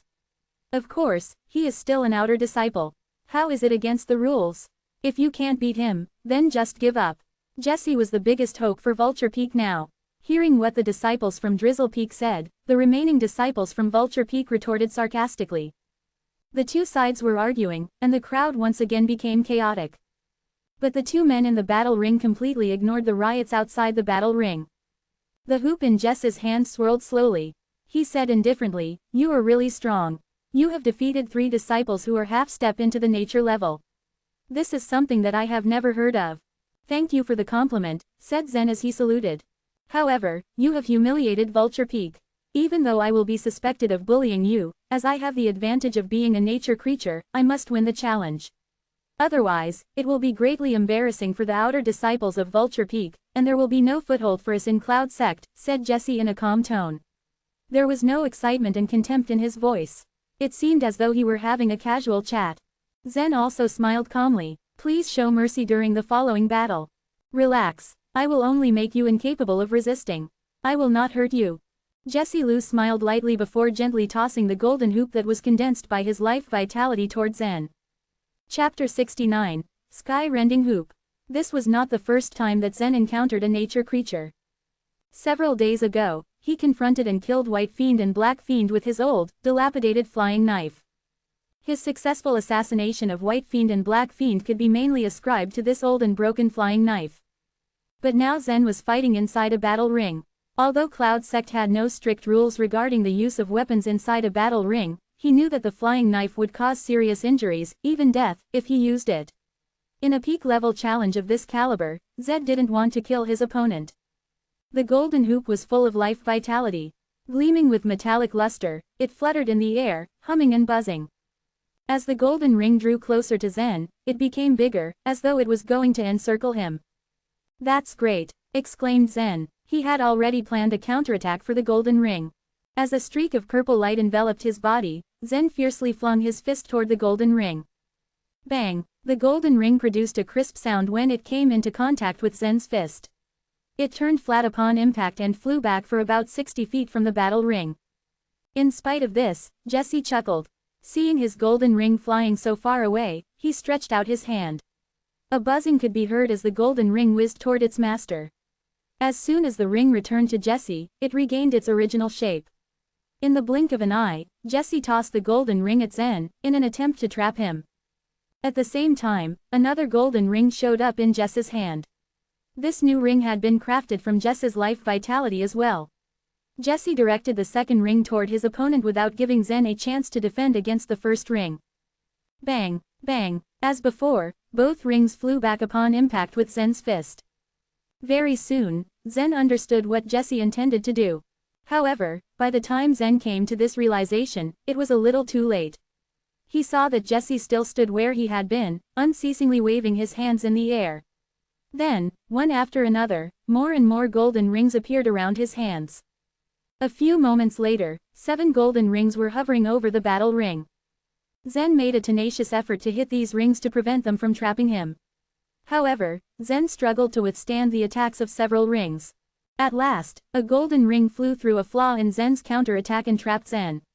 The golden ring tightened around Zen's torso, securing both his arms. "Do you think that you can trap me with only a ring?" Zen struggled in an attempt to loosen the golden ring and throw it off him. He had assumed that based on his current strength, he could confront a nature creature. Zen was also confident that he could use his power to break the golden ring. As he had expected, the golden ring didn't hold up against his aggressive struggle. Soon, it began to show faint cracks. But at this moment, other rings flew toward Zen and encircled him, one after another. 1 or 2 golden rings couldn't withstand Zen's mighty power. But when 7 rings confined him, Zen felt challenged to free himself. Just like a chopstick was easy to break, but it was extremely difficult to break a bunch of chopsticks. As the rings imprisoned him, Zen took a deep breath and grumbled in a low voice. Immediately, dark green light sparkled over 7 dragon scales in his mind, and a great surge of strength was produced in him. A physical change could be seen in Zen as veins popped out all over his body. Although Zen made every effort to break away, the rings didn't budge. Seeing this, Jesse strolled over to Zen. With a light chuckle, he said, "It is impossible for you to shake off the rings. Even nature creatures can't get away when my sky-binding hoops fetter them.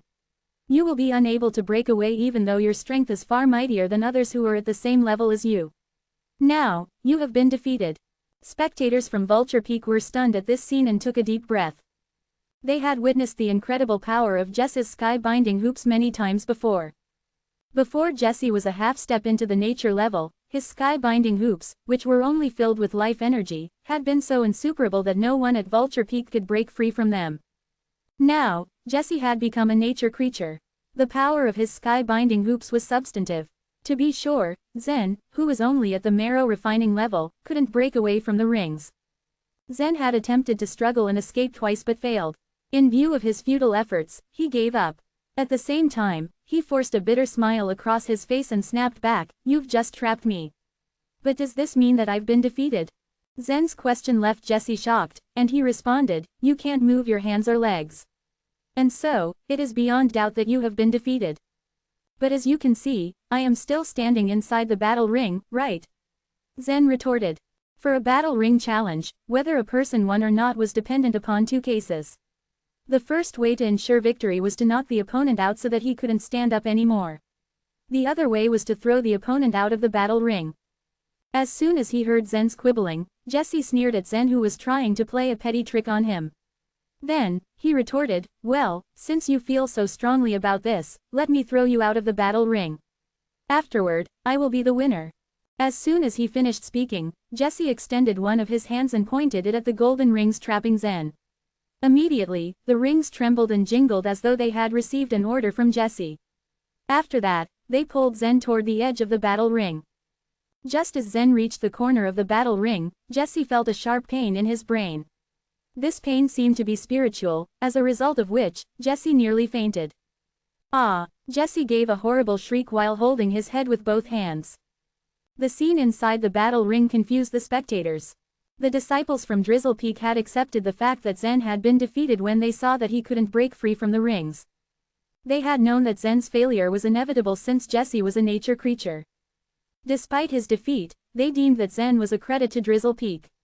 He had defeated 3 opponents from Vulture Peak. That he had used a fist each time was even more astounding.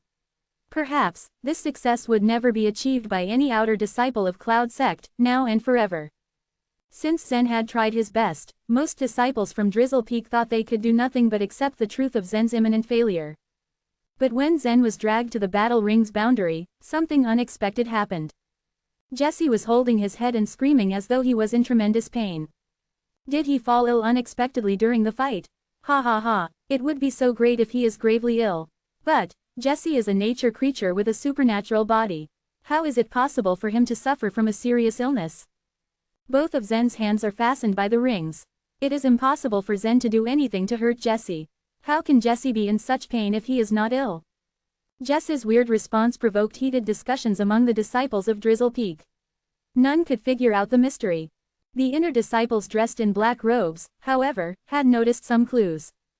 Glenn, one of the inner disciples, murmured to others around him, "Look. As I've mentioned before, this guy is exceptionally powerful for someone at the marrow refining level. My guess is that he doesn't merely fight based on his strength. He must have mastered other extraordinary skills." The inner disciples around Glenn were stunned by his words, and one of them responded, "I haven't noticed this yet. What skills on earth could he have used to make Jesse shriek with such great pain?" "If my memory serves, Zen has attacked Jesse with his soul," said Glenn with a thoughtful expression. "Attacked with his soul? Skills like this can be only used by a cultivator with a pretty strong soul. This guy's physical body is astonishingly strong. He has a strong soul too." The inner disciple beside Glenn was flabbergasted. Discerning the disciple's doubt, Glenn sighed, patted his shoulder, and said, "In such a big world, all sorts of strange things are possible. When I left my hometown, I was the highest ranked from among the young generation of T County. At that time, I was very proud of myself. I had all the favor, love, and mercy from God. But after I joined Cloud Sect, I have understood why it is said that there is always someone better than you no matter how good you think you are." At that moment, Zen focused all his attention on Jesse. Naturally, he didn't hear what Glenn had said. Jesse had held his head in his hands for quite a long while before he finally resisted the great pain and returned to his senses. His calm expression had turned furious. In his eyes reflected a tinge of fear. Even at this moment, Jesse still insisted that he and Zen were not of the same caliber. Before this fight, Jesse had known that Zen had demonstrated very stunning skills. He knew that it was particularly rare for a guy at the marrow refining level to have mastered those skills. In spite of that, Jesse hadn't feared battling Zen at all. He had great confidence in his abilities. After all, he was a nature creature, who dominated ordinary people. Thus, Jesse had compared himself to a heavily armed adult and thought of Zen to be naive. In his opinion, he could easily defeat Zen by only using his life vitality. Jesse had planned not to use any of his unique skills, as he had thought it sufficient to trap Zen with his sky-binding hoop and then throw him out of the battle ring. Just as Jesse thought that he had won this fight against Zen, his opponent attacked him spiritually.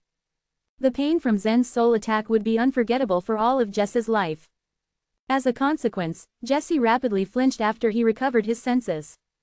As Jesse drew back, an old and dilapidated flying knife hovered over Zen's hand. It swirled around the rings around Zen's body. In the next instant, it sliced through the rings. Bang, bang, bang, bang. Several loud and crisp sounds were heard. The old and dilapidated flying knife had cut through all 7 golden hoops.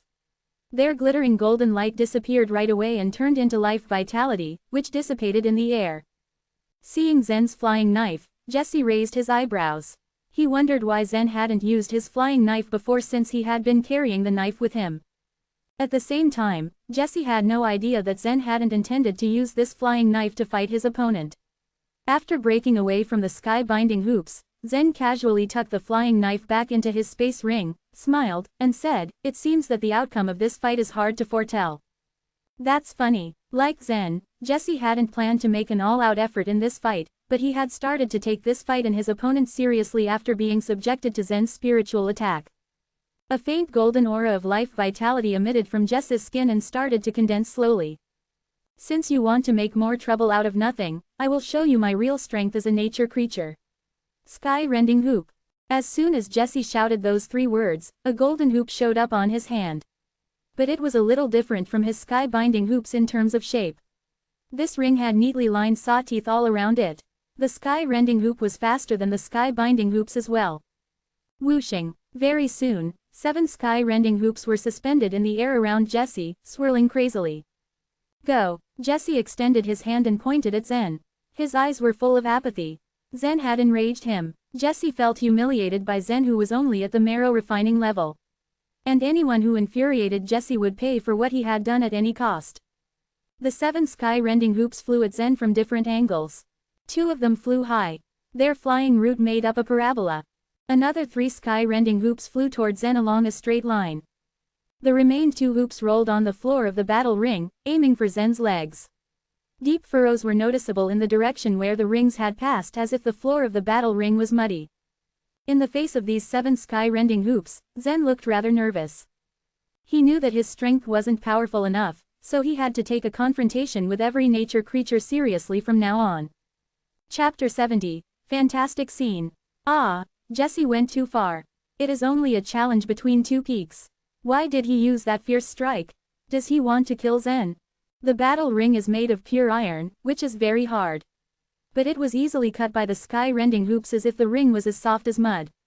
If the sky-rending hoops touch a human, his body will be split in 2. It's too dangerous. How will Zen deal with this attack? Now, everyone was worried about Zen.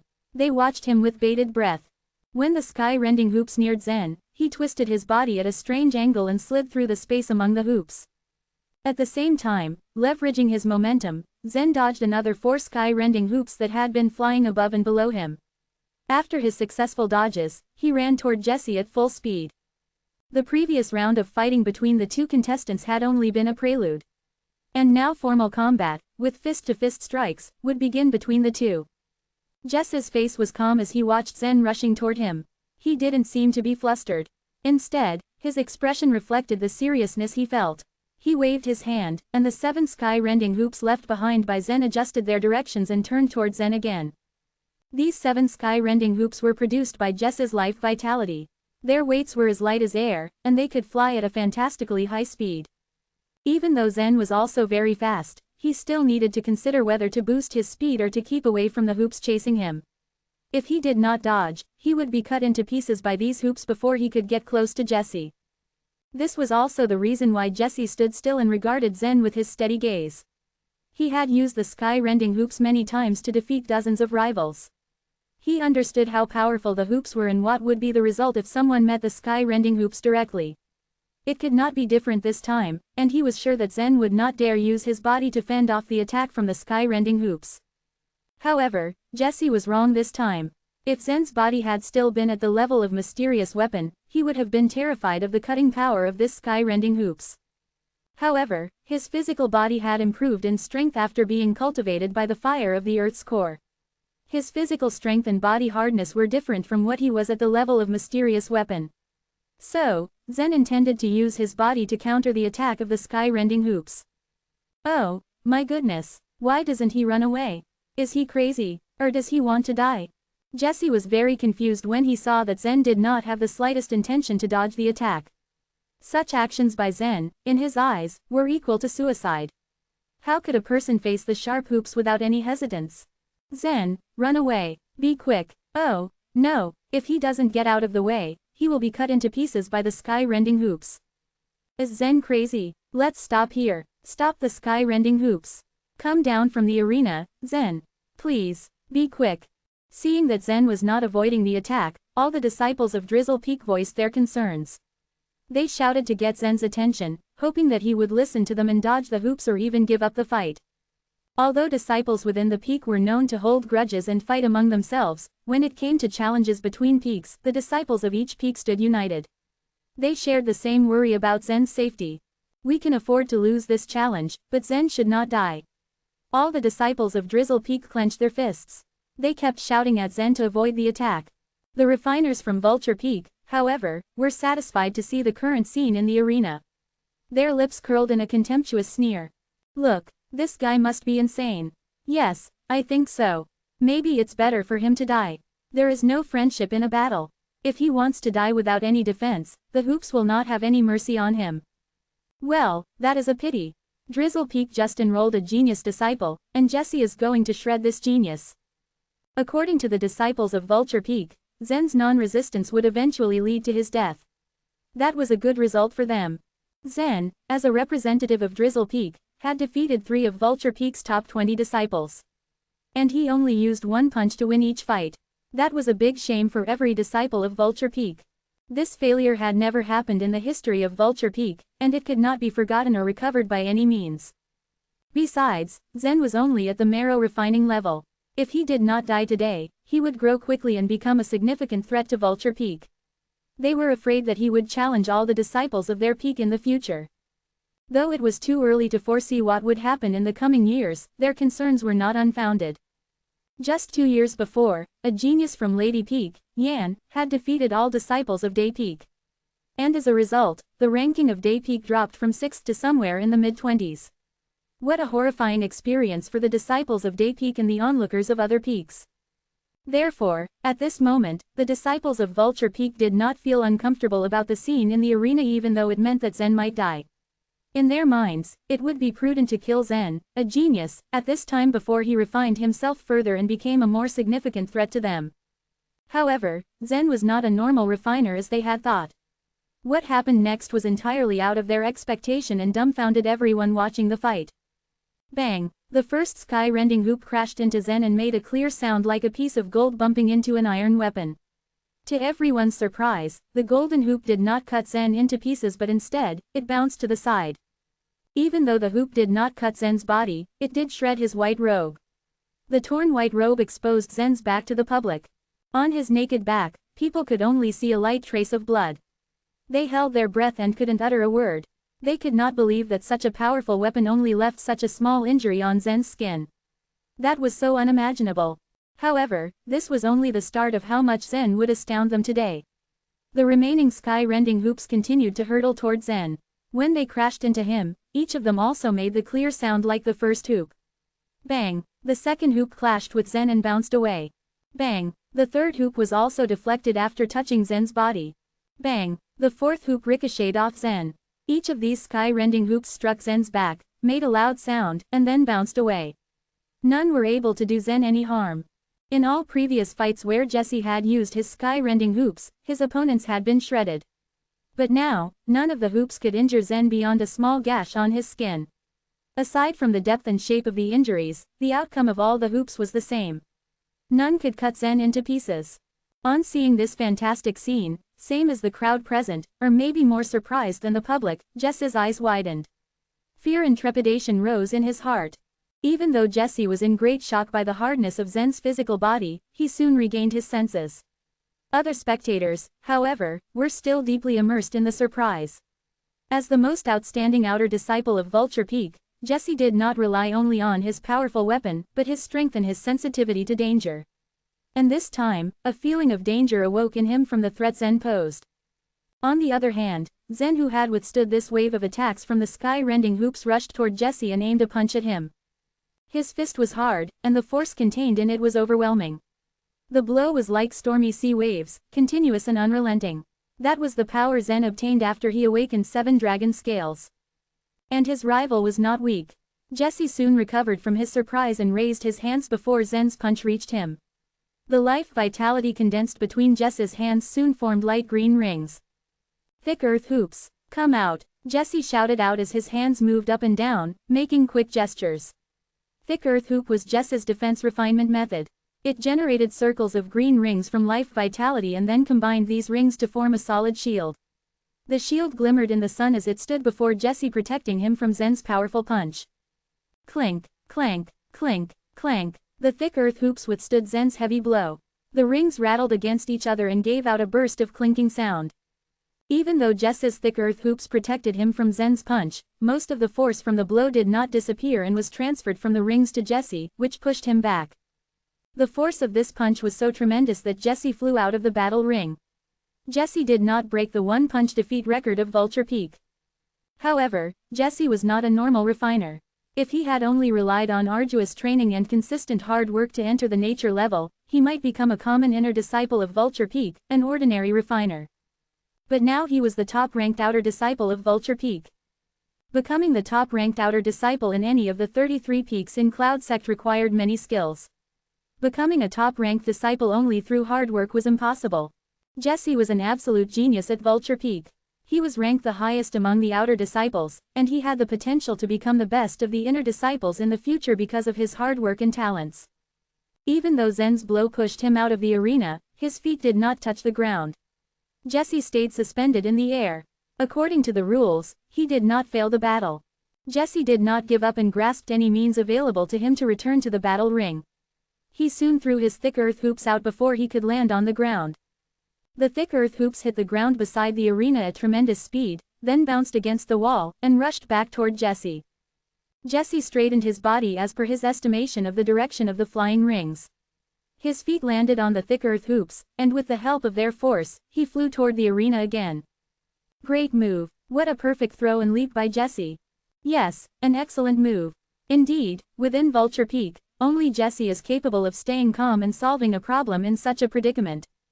When he was in the air, he threw his thick earth hoops. He needed to calculate the angle and the force to return his rings just below his feet. Such precise calculation in a short time is not an easy feat. I think most people would not be able to do this. When the disciples of Vulture Peak saw that Jesse was out of the battle ring, their hearts sank, and they thought that this challenge was over. But at the critical moment when Jesse used his skillful calculations and actions to get back inside the arena, their hearts raised again. They burst out in cheer. However, they had celebrated too quickly. Back in the battle ring, Zen was in an advantageous position in this fight. He would not let Jesse back into the arena so easily. Jesse was not weak, and Zen was not a fool either. He ran to the edge of the arena before Jesse could land on the ground. Then he raised his hands and aimed a punch at Jesse just as he sailed past. At this moment, Jesse did not have anything to help him to dodge Zen's attack. He felt annoyed at his helplessness. He had witnessed the hardness of Zen's physical body and didn't want to fight against Zen, body to body. How could this man refine his body to such overwhelming strength that he could bear the attacks of the sky-rending hoops without being grievously injured? Unfortunately, he had no other choice but to meet Zen head-on. With a sigh, Jesse formed his thick earth hoops to protect his body in the hope that they would withstand Zen's punch. He hoped in vain. Same as the last time, Jesse was pushed back by the force of the blow, and he shot out of the battle ring before his feet could touch the ground of the arena. Jesse was not the kind of person to give up. And so, he used the reverse force of his thick earth hoops to push himself back into the arena. The disciples of both peaks watched this strange scene. On the one side, Jesse struggled to get back inside the battle ring, while on the other hand, Zen was trying to stop him from touching the ground of the arena. Regardless of which side of the arena Jesse was bouncing toward, Zen would rush forward and punch Jesse. Just like a grasshopper that couldn't get to the ground, Jesse was jumping all over the arena, from left to right and then from right to left. For the first few times, the onlookers present felt nervous and held their breath. Their hearts bounced up and down with Jesse's flying route. However, after seeing the similar scene 3, 4 and even 5 times, they were speechless, and a dull expression came on their faces. Even Mia Mew and Orasu, who were standing in the distance, felt speechless at the strange fight between Jesse and Zen. They looked at each other, noticed the same confusion in each other's eyes, and turned back to observe the fight in the battle ring. After a long time, Mia could not resist saying with clenched teeth, "Ora, your outer disciple, Zen Luo is awful. How can he treat Jesse as if Jesse were a ball, throwing him toward the sky, and not allowing him back to the ground?" On hearing her complaints, Ora touched her long hair and murmured, "And that. I think Zen is afraid of Jesse's strength. After all, Jesse is a nature creature, and he has many advantages over Zen. But isn't it unreasonable for them to keep fighting this way? When will it come to an end?" Mia was a little anxious. However, Ora was not as anxious as Mia. She was calm most of the time and even smiled slyly when Mia was not looking. She did not need to be worried, as she had thought through this impasse long before. She was well prepared to lose this challenge. And if she happened to win, of course, she would not refuse it. Mia was concerned about the current situation. Although Jesse was a nature creature, he had been in the nature level for a short time. The life vitality in his body was not infinite. If the situation continued to go on like this, Jesse would most likely lose the battle after his life vitality was exhausted. Mia was not the only one aware of this point. Jesse also knew this shortcoming.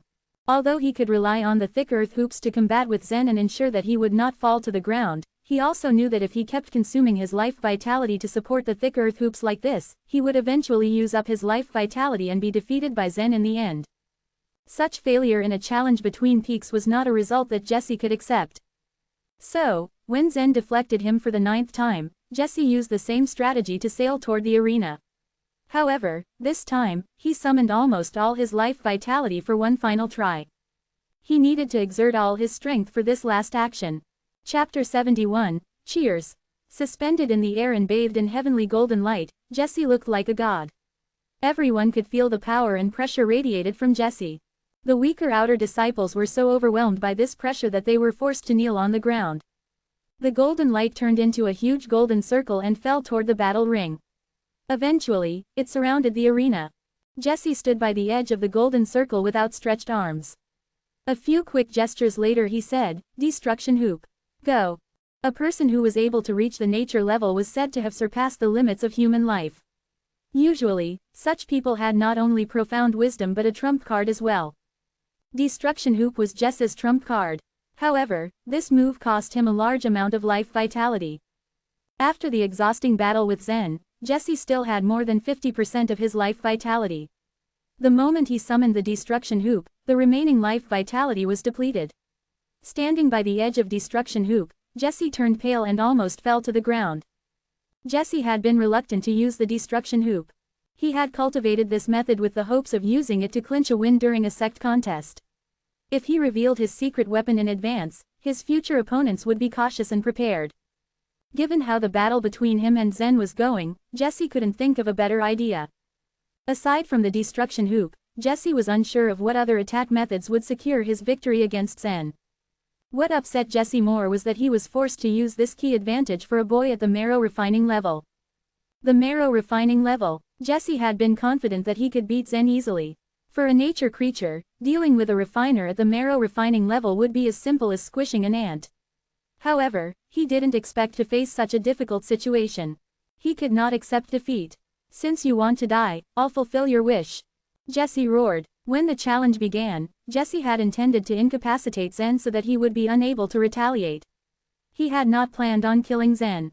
However, as the battle wore on and Jesse felt humiliated, he became eager to terminate Zen.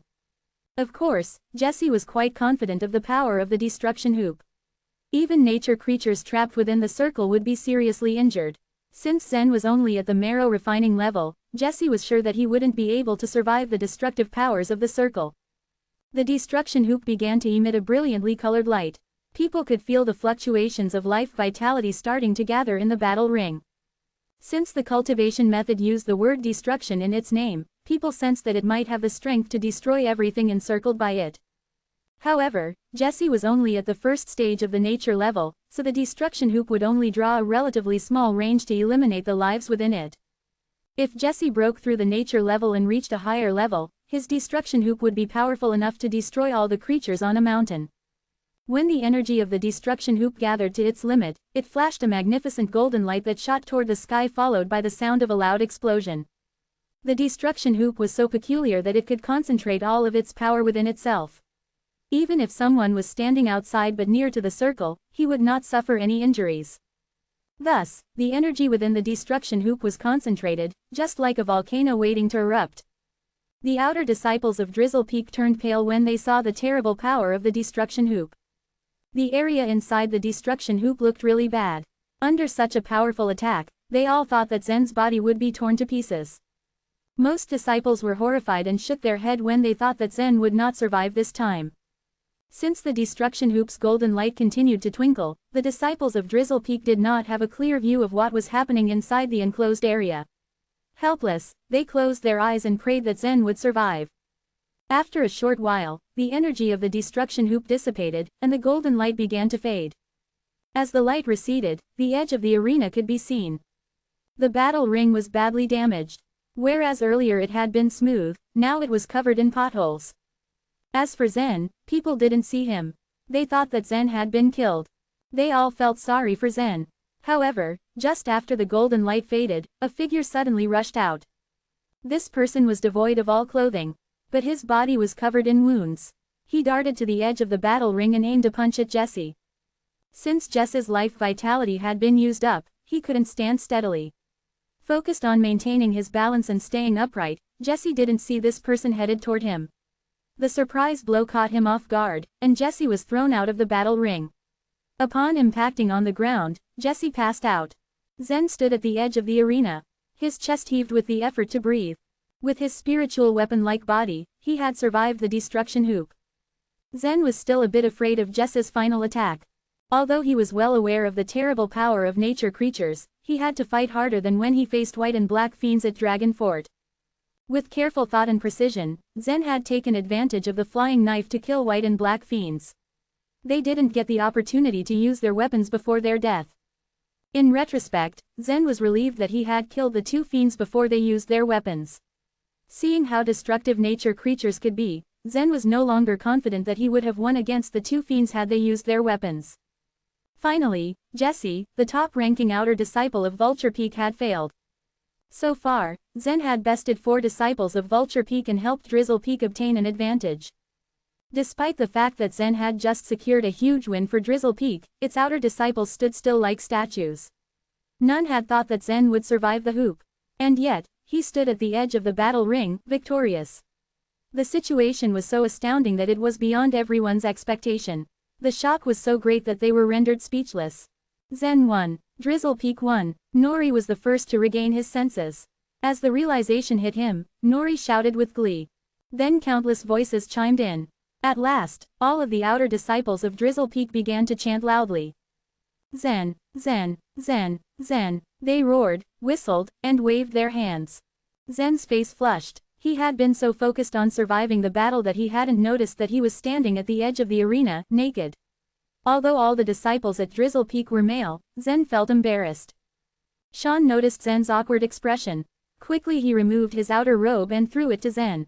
Zen covered his body with the white robe and then walked out of the battle ring. Accompanied by Nori and Sean, he made his way toward Worth. Although injured, Worth had not left. He had stayed to watch the battle between Zen and Jesse. Worth, how do you feel now? Asked Zen. The fat on Worth's face wobbled as the big man chuckled. His small eyes glinted with excitement. Soon after their acquaintance, Worth had thought highly of Zen's potential, which was one of the reasons why he had taken the initiative to be friends with Zen. Worth had a keen sense of judging others' talents. However, Worth didn't expect that Zen's strength could rise so fast, just like a flying rocket. Zen was only at the marrow refining level, but he had defeated Jesse. What was more, Zen won the battle by surpassing Jesse's secret weapon.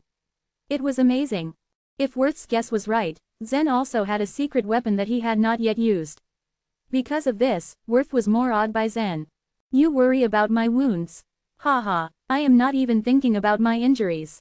I'm just happy with your performance. Worth laughed out loud, but then he gasped and clutched his chest when he felt the pain from his broken ribs. Other outer disciples of Drizzle Peak flocked toward the battle ring. They appeared joyful. If defeated, the outer disciples of Drizzle Peak stood to lose a month's supply of pills and elixirs. This victory by Zen had earned them the supply of elixirs and pills that would have gone to Vulture Peak. The disciples of Drizzle Peak were not celebrating this win because they had earned more supplies. The real highlight had been Zen's perfect performance. He was the hero of Drizzle Peak. Not far away, Mia's face darkened. She clenched her teeth and said to Aura, "Well, you can uncover your eyes. That kid has put on clothes." Aura pulled her hands off her face and said with a sly smile, "Mia, I'm sorry." What good is an apology? Vulture Peak has been defeated. We've lost a month's supply of pills and money. While that is not a big deal, Jesse, who is my best outer disciple, has been beaten by a little guy at the marrow refining level. It is a big blow for him, said Mia, sounding depressed. Since Jesse was one of her key disciples, Mia certainly felt upset. As Zen had defeated Jesse, Mia worried that his confidence in his martial arts cultivation would be destroyed. The speed of his progress would also slow down. With a serious expression, Aura said, "While on the road of cultivating martial arts, we all run into strong enemies. If his confidence is damaged so easily, he is too self-conceited. We all know that failure is the mother of success, isn't it?" Hearing Aura's words, Mia didn't contradict her. Mia agreed with Aura. The core of martial arts cultivation was to promote determination. Otherwise, if a refiner never suffered any challenges, the first obstacle would result in complete demotivation and the inability to work toward a higher level. On the contrary, those who suffered failures but still desperately forged ahead were more likely to attain success. However, Aura's remark sounded like she was showing off.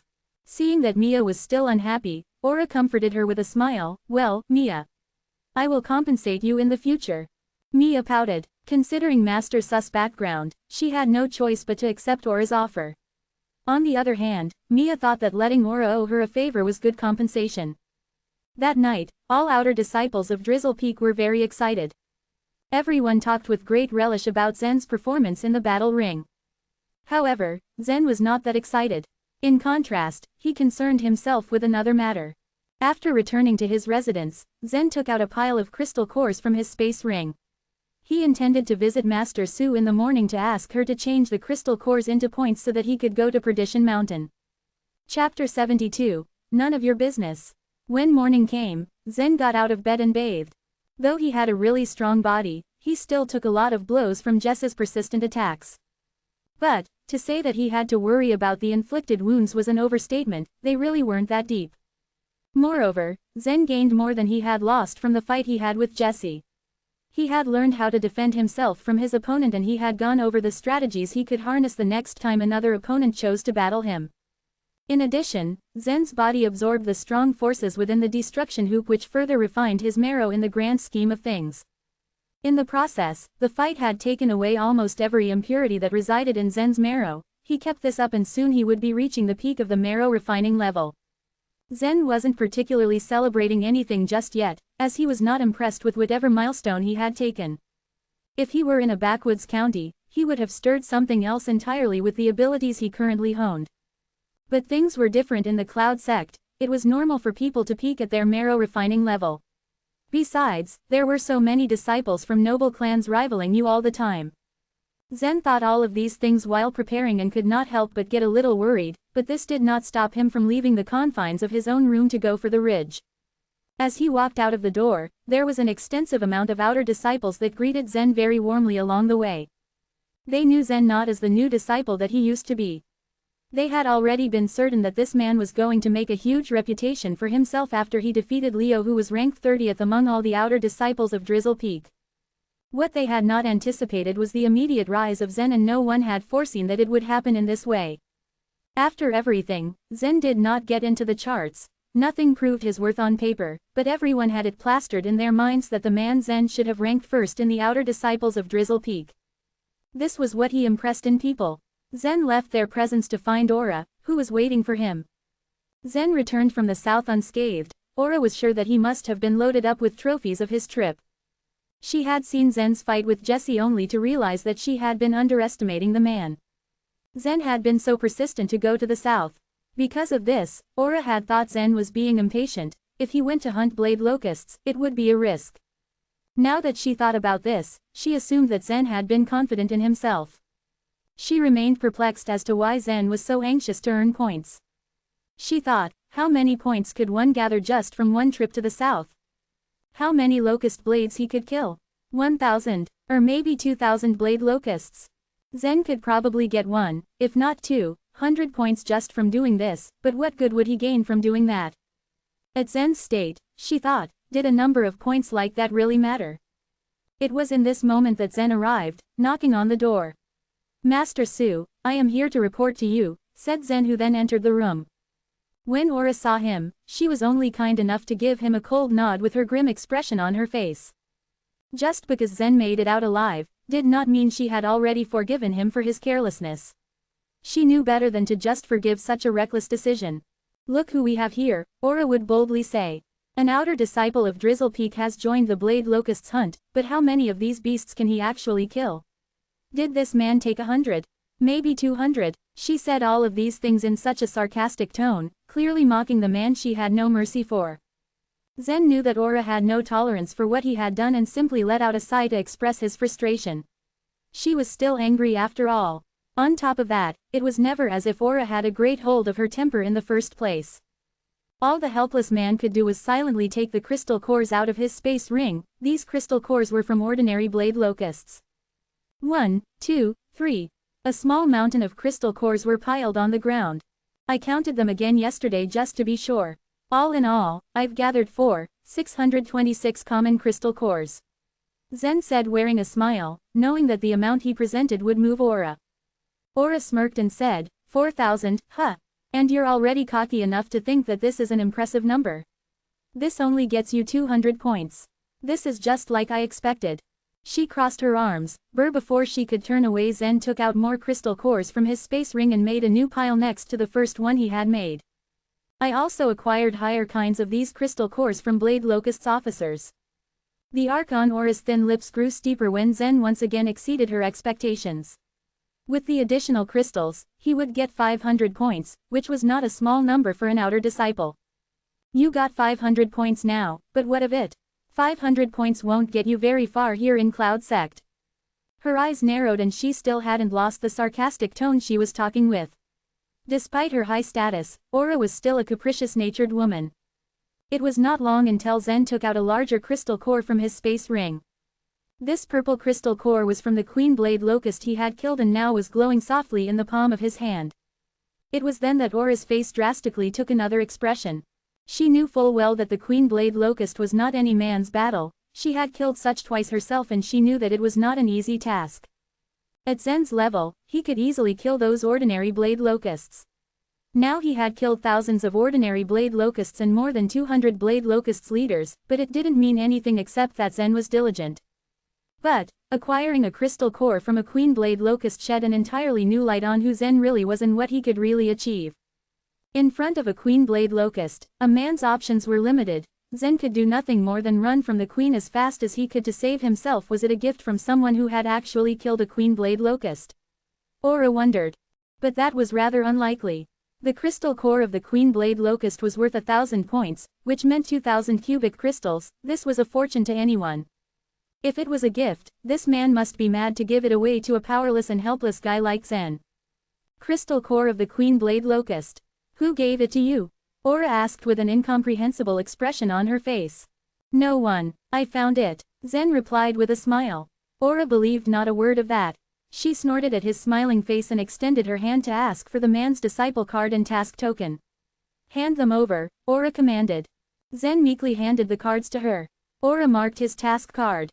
After this, her slender white fingers skimmed over his disciple card, where Zen saw a light flash. Then she held it out to him. Done, Aura said, I've written 1,500 points in your card. Zen's face brightened in excitement as he reached out his hand for it. His fingers almost touched the card before Aura withdrew her hand and smiled. You can have this, but you can only have it under one condition. That brought Zen up short. What is it? He asked, mildly irritated and let down. Tell me what you're going to do with all these points, Aura demanded. It was not the first time that she had asked Zen this question. In fact, she had already asked this when Zen took on the hunting task. Last time she had this question for him, Zen danced around it, careful not to spill anything that he shouldn't. He was still not willing to give the woman any answers.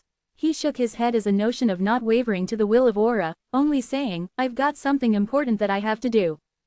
Consumed by her eagerness and curiosity, Aura kept asking. What is it? Tell me. Maybe I could help. She twirled the card in her hands with a blank expression on her face, showing her expectancy for an answer right then and there. This is something I need to do on my own, Master Su. Not to be disrespectful, but it is none of your business. It has nothing to do with you and I do not wish to involve you. He did all of the things that he did to reunite with his sister, Yan. Zen had no desire to involve anyone else in this. You. Aura finally lost her grip and puffed her cheeks with her eyebrows arching. Zen didn't relent. Reaching out, he said in a stiff voice, Give my disciple card back, Master Su. Chapter 73, The Guards of Mountain. The room was filled with an uneasy atmosphere as Master Su and Zen stood face to face. From the nuances of both very strong figures, it was quite evident how strong yet irking the personality of the Master was. Her hostility was the product of having to grow up isolated in the Burning Sky Palace. She surely must have been distanced from most of the civilization. With a childhood such as the Master's, who would not have walls built around themselves? Nevertheless, she was a royal family member, and no one would dare disobey her. Although she had long surpassed the seclusion of the palace, trying to forget how royalty ran in her blood, she had inherited the stubborn character of the king and queen. This was something she could never outgrow. Whatever she wanted, she had to have her way. Being born in sovereignty, obstinacy was a trait that she could never grow out of. This was why the other masters at the Cloud sect who knew of her identity would argue with her only if they absolutely had to. Once they noticed the slightest hint of irritation from Master Su, they would immediately set aside their opinions and ideas if it meant they did not have to argue with the woman. Master Su, possessing the beauty of 1,000 splendid women, also possessed a fiery dragon inside of her that would awaken every time someone got on her nerves. That being said, anyone would hate to become the man Master Su would spite. And at this very moment with Zen in front of her, it was easy to tell that she was about to snap. Several masters of Drizzle Peak came over when they heard the rage of Master Su, trying to find out what was going on that the dragon within had to come out. The expression on her face resembled the sky before a storm, and when they saw that this was the case, they all came crawling back to their respective lives, not wanting to get involved. However, Zen was different. Unlike everyone else, he was not afraid of Master Su. He was even fearless enough to ask for his card back, gravely repeating his request, "Master Su, give me my card back." Usually, Master Su would burst out in flames, but this time she chose to clench her teeth in desperate attempt to become as level-headed as possible. With an imperceptible grievance plastered on her face, she pouted and hummed quietly to herself before tossing the card back to Zen. When Zen finally got a hold of his card, he thanked the master and left immediately, as if he did not brew a storm. Although Zen knew that the master was mad at him, he knew for sure that Master Su would never harm him, that her questions were only meant to relieve her of her own worries as she was concerned with Zen. As much as it would be the right choice to stay and settle things with Master Su, he did not want to waste a second delaying his venture to Perdition Mountain, so the feelings of the woman were the least of his concerns. Zen walked down the path at Drizzle Peak and headed toward his destination. The same amount of apathy Zen felt for Master Su was the same amount of worry Master Su had for Zen. She paid him mind from the moment that he left to the seconds that followed after his departure. She could not help but wonder about the mysterious guy. What could be so important to him that he was so anxious to leave? What was he hurrying about? The master thought, "I have no idea now, but I'll be sure to find out what exactly that man is up to." She walked out of the room to take care of her self-assigned business. The master approached the pavilion by the mountain ridge for a picture slab located at the center of the canopy. The master congratulated herself silently for having such a swift plan at monitoring Zen from afar by attaching something on his disciple's card before she handed it back to him. The slab that she was now operating was something she could use to monitor Zen. Through the picture, she saw that Zen went down Drizzle Peak and headed to the northwest of the Cloud sect. Master Su frowned and wondered. In Cloud sect, all 33 peaks are distributed in the south while the Heavenly Library is up at east. The northwest corner of the Cloud sect is surrounded by wildlife and mountains, so why is this man going in that direction? It makes no sense. The master was trying to reconcile and piece the puzzle together and thought, what is in the northwest? And it was then that she realized what Zen was planning. Hell Mountain, she successfully resolved, he's going to Perdition Mountain. The only thing left for the master to find out was what Zen wanted from the mountain. The so-called mountain was located at the very edge of Cloud sect, so it was not a very ideal place for a man to visit. As Zen was about to finally arrive at his destination, a dark mountain emerged in front of him, blocking his shot. There weren't any trees or vegetation growing around that mountain. If you looked at it from a distance, the mountain almost seemed as if it was completely pitch black. It made perfect sense why people referred to it mountain. A dense gray smoke was constantly being released at the top of the crater that resembled the steams of torture. The smell coming from the cloud had the smell of strong sulfur. This smell quickly filled the air. Zen had lost his peace of mind when he thought about his sister, Yan, possibly inhabiting the cruel place. The closer he got to the mountain, the more he got suffocated by the smoke surrounding him. But he thrived. He thought of his sister, like he always did in his trivial times, because every time he did this he would be an inch closer to his goal. He finally made it to notice a very distinct demarcation line. Outside the defining line was where Zen stood, with a scenery that was full of vigorous plants and life, but inside was covered with black gravels. The two opposing sides could be compared to heaven and hell. In his fascination, he did not second guess to approach the other side. However, unexpectedly, two people appeared right in front of Zen. They appeared to look like beggars who wore clothes that were torn and ragged. When the two men looked at him, Zen began to feel an indescribable pain, the kind of pain that made Zen feel like he was being punctured by needles. Zen had a feeling that the two were very strong. In fact, he thought that they might be stronger than Randall and that they could be compared with the people like Floyd, the Flying Dragon General. "Are you going to Mountain, boy?" The two men stood on the demarcation line as they asked Zen. "Yes, I am. Who are you?" asked Zen. "We are the guards of Mountain. You said you were going to Perdition Mountain. Since this is the case, we would like to know if you know the rules," the mountain keeper wondered. The guards looked like they meant Zen no harm, but it was difficult not to feel uncomfortable around them. They curiously observed Zen, who they deemed as a man who was at a low refining level. The mountain keepers thought to themselves, very few people at such a level would come here. "It takes 100 points to get in, doesn't it?" Zen asked. Before the keepers could answer, Zen already had his disciple's card out, pointing out that he was fit to enter the mountain the guards were safekeeping. One of the guards took the card and poured his orange-red life vitality onto it. After he had deducted 100 points, the mountain keeper told Zen, "Going to Perdition Mountain is not just a simple matter of 100 points loss. Once you go over this line right here, you will lose all protection coming from the Cloud Sect. You will be on your own, and if you are killed, the Cloud Sect will have no accountability over your grave. Judging from your current state, it is dangerous for you to cross the line." Mountain was as the guards said it was, a chaotic place wherein no life was spared. No man who entered the domain was safe, let alone protected. There was a reason why people referred to it as Mountain. Many people feared being imprisoned in the wicked mountain. A lot of people would prefer to be punished than to be exiled and entrusted to the people that resided Hell Mountain. That was because the people who were in Hell Mountain were notorious criminals who were sent to the mountain by the Cloud Sect to be punished for their heinous deeds. There were no rules mountain. The world within it was an absolute jungle that left every man for himself. There was no way out for the weak except being trampled on by people stronger than they were. The politics within Hell Mountain was known for its corruption, with stronger people that had stronger influences doing whatever they wanted to, leaving those who were weak to fend for themselves if not used as slaves. Talented disciples from Cloud Sect would wander into Hell Mountain on purpose in order to increase their strength, turning the mountain into their own training field. The guards did not have to ask twice. In their eyes, Zen was merely at marrow refining level and was ignorant to the fact that there were cruel things in the mountain that he would not see anywhere else. They were worried that it would not take long for the man to be killed within the confines of Torture Mountain.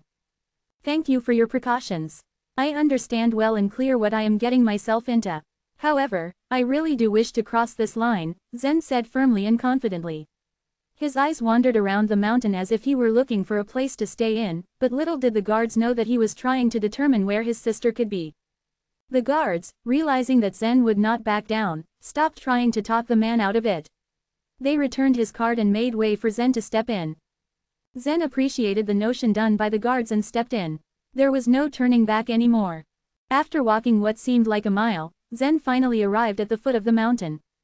In front of him was a very steep path, and on both sides of the path, there would be red embers glowing at intervals as if the rocks were coals that burnt relentlessly.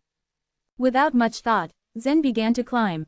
Mountain was an active volcano that spit fire and emitted smoke. Whatever they told about the mountain was not tale. There were several scattered valleys that could be seen from the mountainside. Some of those valleys were covered in ash while the other valleys were magma infested. Zen had already encountered many people from the Cloud Sect who were exiled for punishment in Hell Mountain. The people who he crossed paths with were not mere weaklings. In fact, these people were powerful and strong. Some of them had already become the nature creatures. Judging by their imposing manner and their respective structures, some of the people were even stronger than Randall. Most of them could care less and had nothing to say about Zen passing by. However, there were still people whose eyes lingered unkindly at Zen's presence. Some of them would even follow Zen, threatening his survival. Observing that not a lot of people in Hell Mountain were very accommodating, he took his broken flying knife out of his space ring and kept it in his hand the whole time he wandered around the mountain, with hope to find his sister with both of them alive. Chapter 74. A stunning smile from Yan.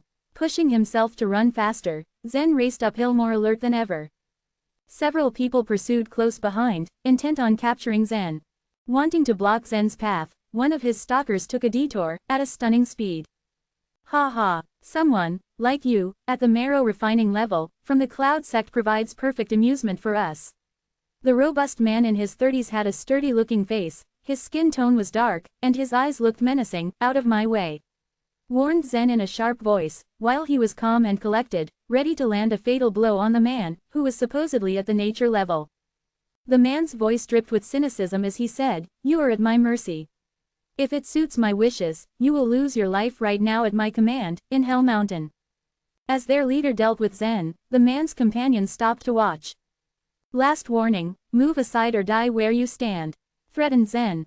Feeling superior to Zen, the man dismissed the warning. Extending his large, black hands, the man attempted to grasp Zen.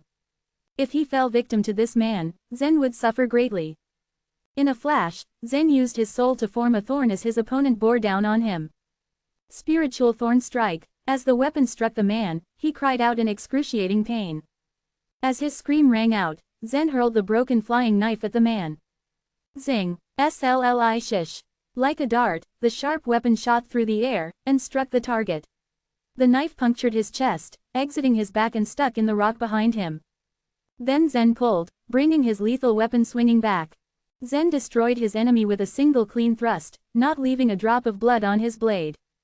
His weapon returned to his hand, and Zen glared at the remaining pursuers before climbing uphill. As a nature creature, the man died wondering how he'd been humbled or beaten by Zen, especially considering that Zen was only at the marrow refining level. Actually, the man lacked any defenses, which resulted in his defeat.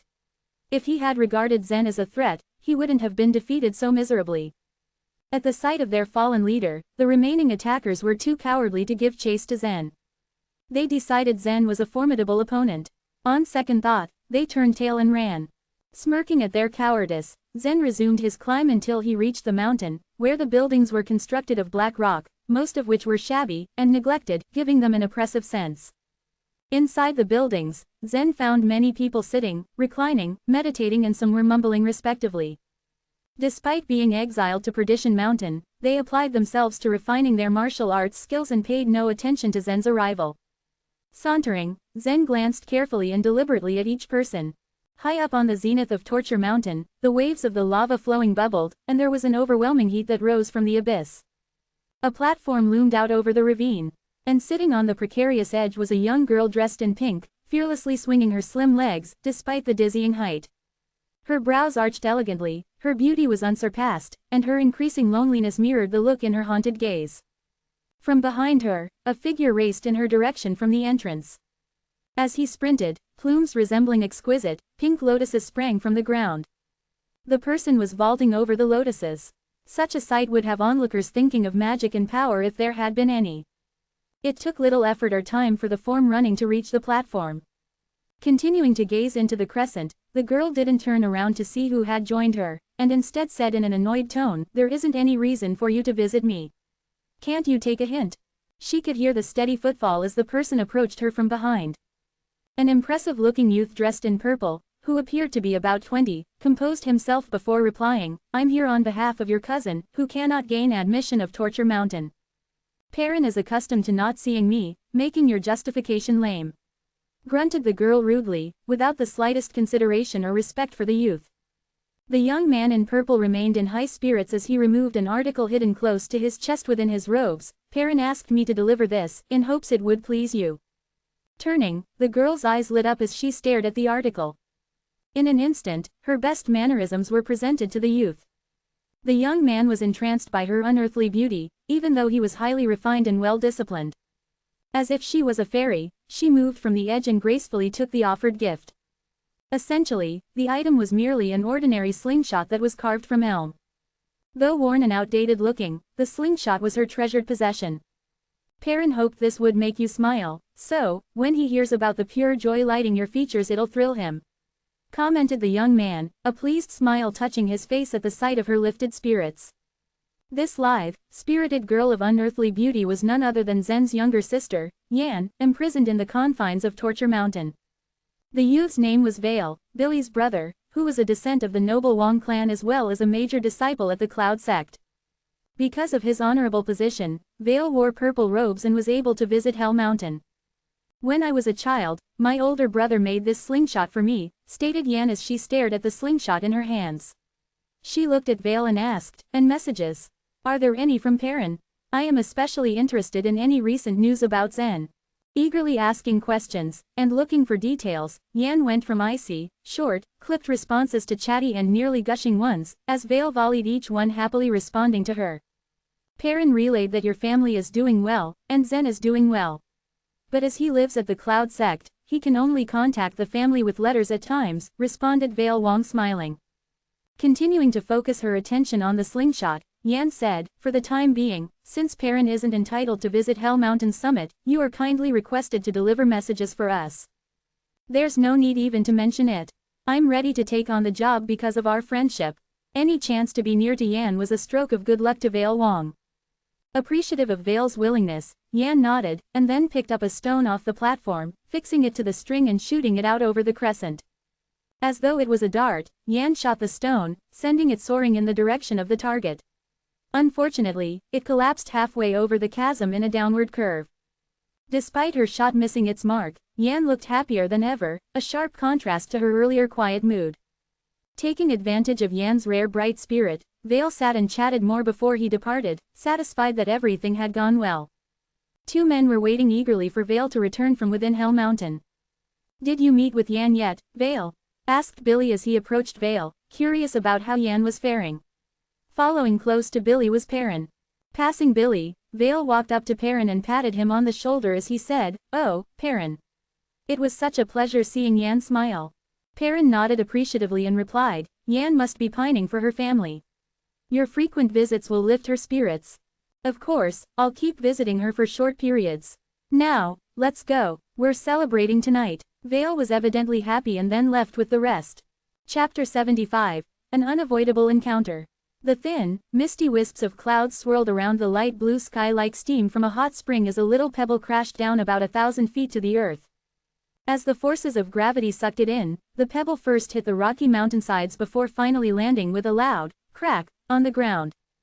Zen was deep in thought about Yan's whereabouts as he stood outdoors when the crack of the pebble landing stunned him. He had been walking around the mountainside before in circles and had almost searched every part of the mountain, but to no avail. He couldn't find a single trace of Yan. He paused momentarily. "Where on earth is she?" he thought. Zen looked up at the summit over him, his eyebrows tightly knitted in confusion. It couldn't be that Yan was trapped in a higher place, was she? After thinking more about Yan's whereabouts, Zen resumed climbing up. While Zen ascended up the mountain's rocky slopes, several people were walking down along the path leading to the summit. The handsome, noble-looking man walking at the helm of the group wore deep purple robes. Although it was quite dark, a faint light seemed to emanate from his being. Zen continued to observe. Afar as he knew, disciples of Cloud sect generally wore clothes in 3 colors. It was common knowledge that the outer disciples were dressed in white robes, while inner disciples wore black robes. However, some disciples were dressed in purple robes. In Cloud sect, disciples who wore purple robes were guided by their masters personally and they directly acquired refinement skills from their martyrs. Inside this sect, still only quite a few disciples wore purple robes, which symbolized a superior position. Zen's eyes focused on the man wearing purple robes. "This person has intent, as well," Zen muttered to himself. "It's the homicidal intent of Lotus," he concluded. Zen further observed that the man was shrouded by a band of lotus-shaped light behind him. The homicidal intent of Lotus that clouded his body was quite mild, like a tangle of soft, worn-out thorns that no longer scared and hurt people. This homicidal intent of Lotus was also known as certain temperament or nature. However, Zen still perceived some sort of threat in that seemingly mild and tame, homicidal intent of Lotus. It was said that the power of this intent would be extremely hard to resist once it was brought into play. A strong temptation, one might say. When the group was nearly approaching him, Zen prepared to move out of their sight. However, when he moved sideways, Zen noticed 2 men out of the corner of his eye that he was familiar with. He recognized them as Perrin and Billy, and they were walking behind the man dressed in the purple robes. "Perrin, where is Yan?" Zen's eyebrows shot up as he questioned Perrin while he got down from where he was perched, and took a step forward. Perrin was a little surprised to hear a voice echoing out loudly, calling his name. He turned around and saw Zen, who was ahead. He sneered at him and said, "Zen, what a coincidence to meet you here. I have originally planned to extend your freedom for a few more days, but I never expected you to even dare show up here at Hell Mountain. Perrin's life vitality was invigorated as he spoke to Zen. It was evident that he wanted to hit him directly. Perrin, who is he? Vale Wong asked as he causally glanced at Zen. It was known that Vale held a prominent status and strength, so it didn't matter to him who Zen was at all. He only asked Perrin about his identity since he mentioned Yan, a woman he loved. Perrin was momentarily dazed by the question. He was stunned in silence as he struggled to find an answer. Beads of sweat formed near his brow and he stammered, he is an unfilial member of our Luo family. I am asking you where Yan is. Tell me. Zen suddenly bellowed in anger, his eyebrows furrowing even more as he walked closer to Perrin. Vale's perfectly shaped brows furrowed as he questioned Zen back in a low voice, who are you? What's your relationship with Yan? Why are you looking for her? Yan is my little sister. I naturally have to know where she is, replied Zen. Oh, now that he knew they were siblings, Vale forced a polite and gentle smile on his face. Prior to this meeting, Yan had briefly mentioned that she had a biological brother, and she cared a great deal about him. After thinking about this, he asked Perrin, is Yan's brother an outer disciple of Cloud Sect? You've never told me about this before. The beads of sweat on Perrin's forehead multiplied even though Vale asked him in a calm voice. The Wong family was powerful and certainly had great influence. Perrin couldn't have been even connected with the clan if it hadn't been for Yan. Yan's generosity towards Perrin paved the way for him to get acquainted with the Wong family. Afterwards, he had not only easily become an inner disciple of the Cloud Sect, but also reached a higher level with the help of the Wong family's refinement chamber and several grade 4 enhancement pills. All of these made his skills improve so much over only a short period of time. Therefore, Perrin could not tell Vale that Yan's biological brother had joined Cloud Sect too, or else all the golden opportunities to acquire more refinement skills, learn courtesy of the Wong family and gain support from the family members would be lost. If everything would work out in his favor, Perrin would have even planned to execute Zen first before anyone could question him, but his plan failed terribly. Zen is an unfilial member of our clan and because of that, all of us expect to kill him, so I never mentioned him in front of you, explained Perrin. However, Vale wasn't interested in the Luo family's disputes at all.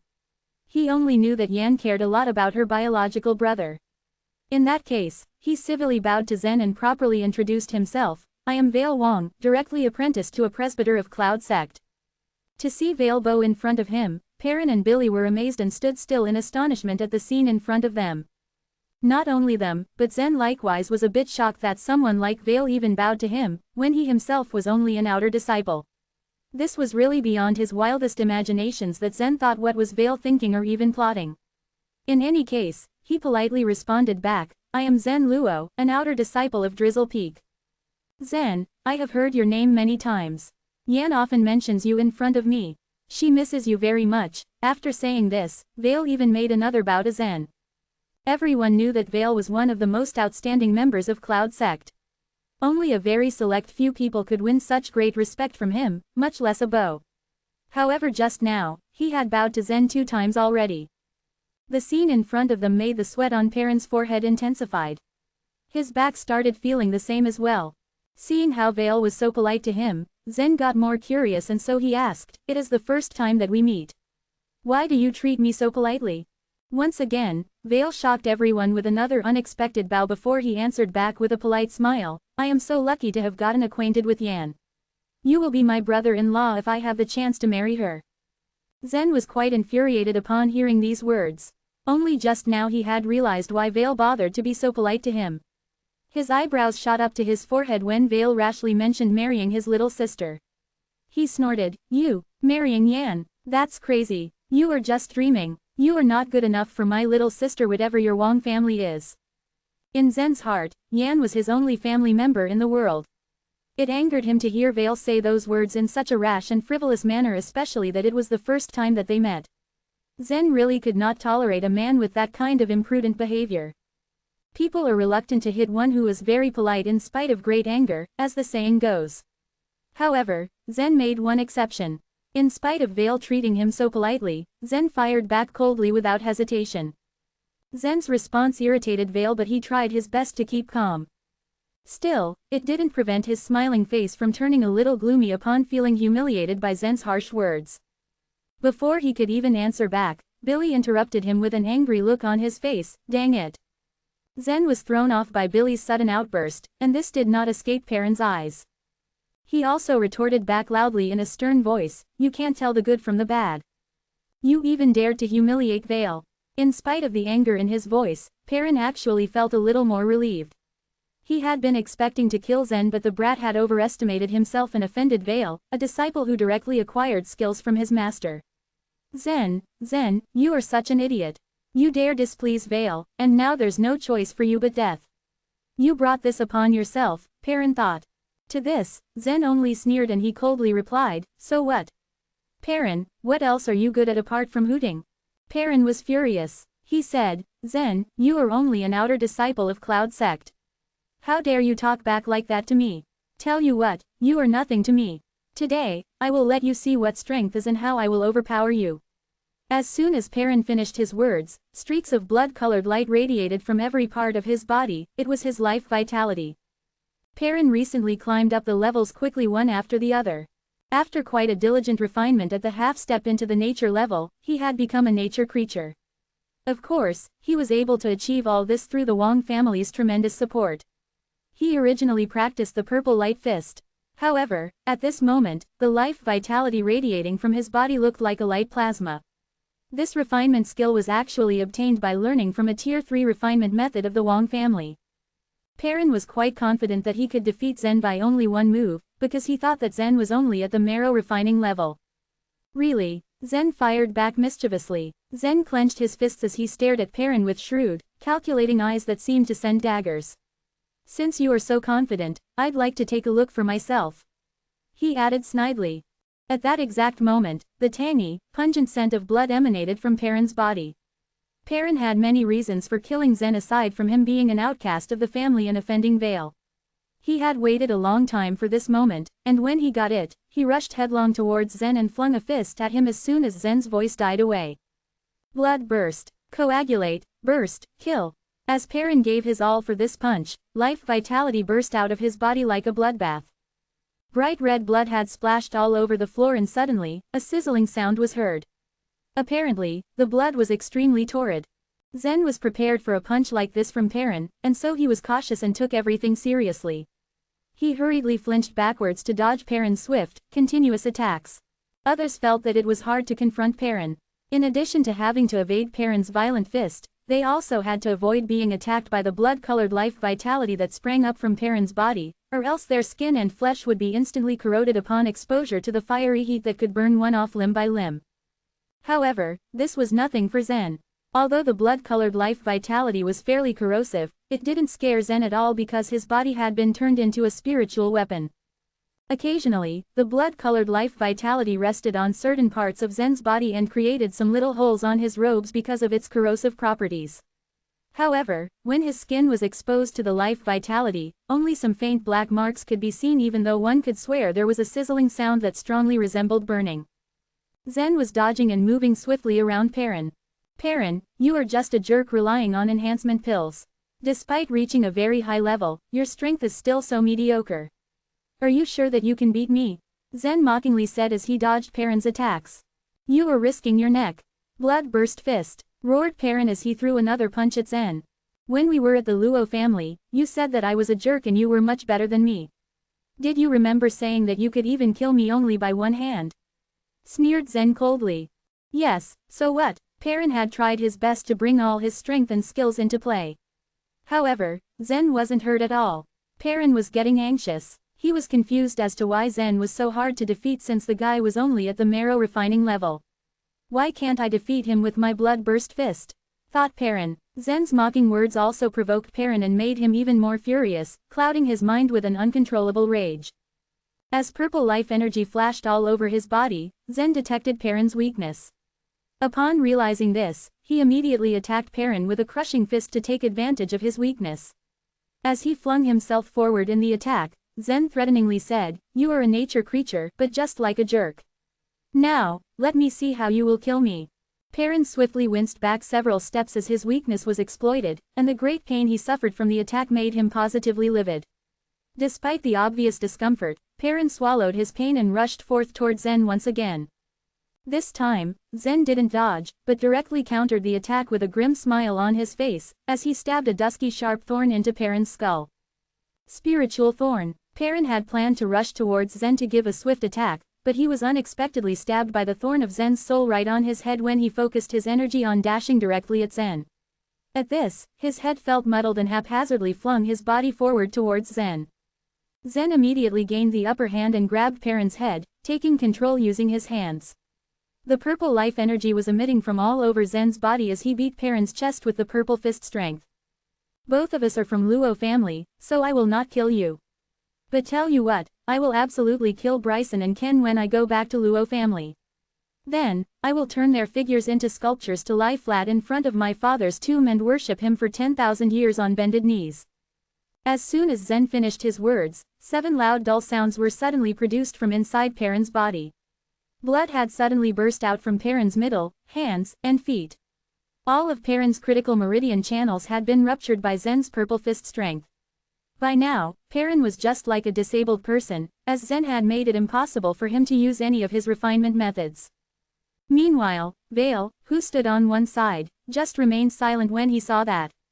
It seemed that he was deep in thought about something. However, Billy, on the other hand, could no longer just stand there without doing anything. He got along very well with Perrin. At first, Billy thought that it would be very easy for Perrin to get his hands on Zen since he had become a nature creature, but everything that happened just now was extremely contrary to his expectations. Perrin had been instantly suppressed by Zen and his meridian channels had been broken. Billy was enraged when he thought that Perrin couldn't use any of his refinement methods anymore. "Brother, why didn't you stop that guy?" Billy, who was rather angry with Zen, turned to Vale and asked him. However, Vale only shook his head and replied, "The conflicts between Perrin and Zen are their family businesses. It is inadvisable for us to intervene. After all, Zen is Yan's biological brother." Of course, a disciple who had grown up in a big, noble clan, thought that way. Vale was so smart. A while ago when Perrin had stammered as Vale asked him the question, he had figured out what Perrin was plotting. Vale knew that Perrin had never mentioned Zen in front of him only for the sake of his own private interests. To be specific, Perrin wanted to gain more benefits from the Wang family by taking advantage of Yan. Zen wouldn't have that deep aversion and hatred towards the Wang family if Perrin had told him the truth earlier. Chapter 76, The Illuminating Soul Realm. Perrin lay on the black gravel with a look of despair in his eyes. Something must be wrong, Perrin said to himself. He was confused about what was happening. Yet, he couldn't figure out what the issue was. When Perrin was at the Luo clan, he made tremendous progress as he had consumed one of the only 2 magical pills owned by the clan. After he joined Cloud Sect, Perrin became acquainted with the Wang clan. He then used Yan to acquire benefits from Vale. In this way, he had reached the level of nature creature in a short time. From among the members of the Luo clan, Zen's father, Mike, had been the only one to attain the status of a nature creature. Once his father and uncle assumed control of the clan, Perrin had naively imagined that his future would be bright and smooth. He had compelled the elders in the clan to allow him to consume a magical pill as he had envisioned using his new strength to revitalize the Luo clan and earn the reputation of being the most influential clan in Sea County. But today, Zen had defeated Perrin after only a few rounds. His dream had shattered. "I'm a nature creature. Why am I so vulnerable? How could I be defeated by a person who is only at the marrow refining level?" Perrin muttered to himself. He stared at Zen with vacant eyes. "All your achievements are useless. The only reason you have reached this far is because of the power of pills," replied Zen. A cold smile danced on his face for a brief moment. Then, sadness reflected in his eyes. Among the noble clans, many people like Perrin had reached high refining levels by taking pills, but they lacked practical experience. They would lose when confronted by cultivators like Zen who had been in actual combat. After saying that, Zen turned his head and rapidly blinked his eyes. He didn't want the others to see his emotions. If his father hadn't been killed, Zen would never have hurt Perrin. After all, Perrin was his cousin. They were both children of the Luo clan. But, Zen's uncles, blinded by power and greed, had led the revolt within the Luo clan and in the process, murdered Zen's father. Ever since Zen had sworn to avenge his father's death. "Billy, I have defeated Perrin. Are you going to avenge him?" Zen turned to Billy and asked. On the day of the initial exam, Billy had helped Perrin by instigating 4 men to kill Zen. From that day on, Zen disliked Billy. Billy was ready to charge at Zen, but Vale stopped him. Surprised, Billy pouted and said, "Brother, this bloke is so arrogant. He not only defeated Perrin, but he has also dared to challenge us. Are we just letting him go?" Vale shook his head before walking toward Zen. "Though you are only at the marrow refining level, you have shown commendable courage. Very good. You are truly Yan's brother. Both of you are equally gifted," Vale praised Zen. Billy's mouth gaped open when he heard Vale. Vale had just bowed to Zen 3 times. And now, he was praising Zen. Billy knew that Vale was enduring Zen's hostility for Yan's sake. Zen had scolded Vale, but Vale had pretended as though he hadn't been offended. In view of Vale's reaction, Zen believed him to be a very calculating person. But, Vale's soft tone rose, and his gentle eyes sharpened at once. At this time, Vale began to release his homicidal intent of lotus. The soft rays of light on Vale's body became sharp and stiff, like a hedgehog's quills. Then Zen felt a prickling sensation. As Yan's brother, you can't go to the top of Torture Mountain, let alone rescue her. There are only a handful of people in Cloud Sect who can help Yan escape from Hell Mountain. And I, Vale, am one of those people. I would like to know why you said that I am not good enough for Yan, said Vale. At the same time, the homicidal intent of Lotus emanating from Vale's body pressed toward Zen. Had Zen's soul not been strong, it would have been difficult for him to withstand the attack. You are great, but what can you do to me? Asked Zen fearlessly. Then, with a shake of his head, Zen continued, Yan is my sister. Of course, I will rescue her. I don't want to bother others with our problems. Hearing what Zen said, Vale chuckled and replied, you're only at the marrow refining level. Perrin is at the 1st grade of the nature level. It is fantastic that you were able to defeat him. However, you are as weak as an ant in front of me. Be humble, okay, if you were not Yan's brother, I wouldn't even be talking to you, said Vale scornfully. As he spoke, a delicate flower bud appeared on Vale's shoulder. Within moments, it blossomed into a beautiful pink lotus. After the lotus bloomed, an intense white light shone from Vale's body. By now, the sun had set, and darkness descended over the mountain. The light beam from Vale illuminated one side of Torture Mountain. Everyone was attracted to the light. Even the dedicated cultivators on Hell Mountain cast an astonishing look toward this light. Who is burning his life vitality? It seems like he is powerful, claimed a man. He is a cultivator at the illuminating soul realm. What astounding skills he has. What is he doing here on Hell Mountain? Asked the other. At Cloud Sect, the disciples dressed in purple are the top-notch who have special masters to teach them. And that man in the white robe is an outer disciple, replied an experienced man among them. It's impossible. How dare an outer disciple be so bold? It would be easy for a cultivator at the illuminating soul realm to kill an outer disciple. Oddly enough, he is burning his life vitality against a weak outer disciple. The people on Hell Mountain whispered among themselves. They were greatly concerned about what was happening. It was rumored that a person at the illuminating soul realm was a more powerful life being than a nature creature. From among the hundreds of thousands of disciples at Cloud Sect, only a small number of people could reach this realm. And each was a purple-robed disciple. The onlookers couldn't figure out why the man at the illuminating soul realm needed to display such power when dealing with a weaker opponent. Generally speaking, a cultivator at the illuminating soul realm could kill an outer disciple with only one finger. That poor outer disciple must be frightened to death, stated one of the bystanders. After Zen had left, Master Su secluded herself in a pavilion at Drizzle Peak and watched his every move on the picture slab. Through the picture slab, Master Su was able to get a better understanding of everything that was happening with Zen. You brat, you are a real troublemaker, Master Su murmured even though Zen was not around to hear her. Master Su looked northwest and frowned. Even from this distance, she could see the light column emitted by Vale. I don't care whether you survive or not. Since you think you're so good, figure out a solution to the situation in which you find yourself. He's such a pain in the neck, Master Su said to herself angrily. Zen was a talented disciple, but he was stubborn and refused to heed her advice. In fact, none of the masters of Cloud Sect had much control over their disciples. In general, there was no tangible mentoring relationship between masters and disciples at Cloud Sect. Only some special disciples could be taught by masters personally. Therefore, Zen didn't have to listen to Master Su. Her anger at Zen's disobedience was due to her temperament. Master Su gritted her teeth as she glared at Zen's resolute face in the picture slab again. After a few seconds, she left the pavilion and took a flying chariot to Perdition Mountain. On a peak of Torture Mountain, Yan sat on a rock and played with her slingshot.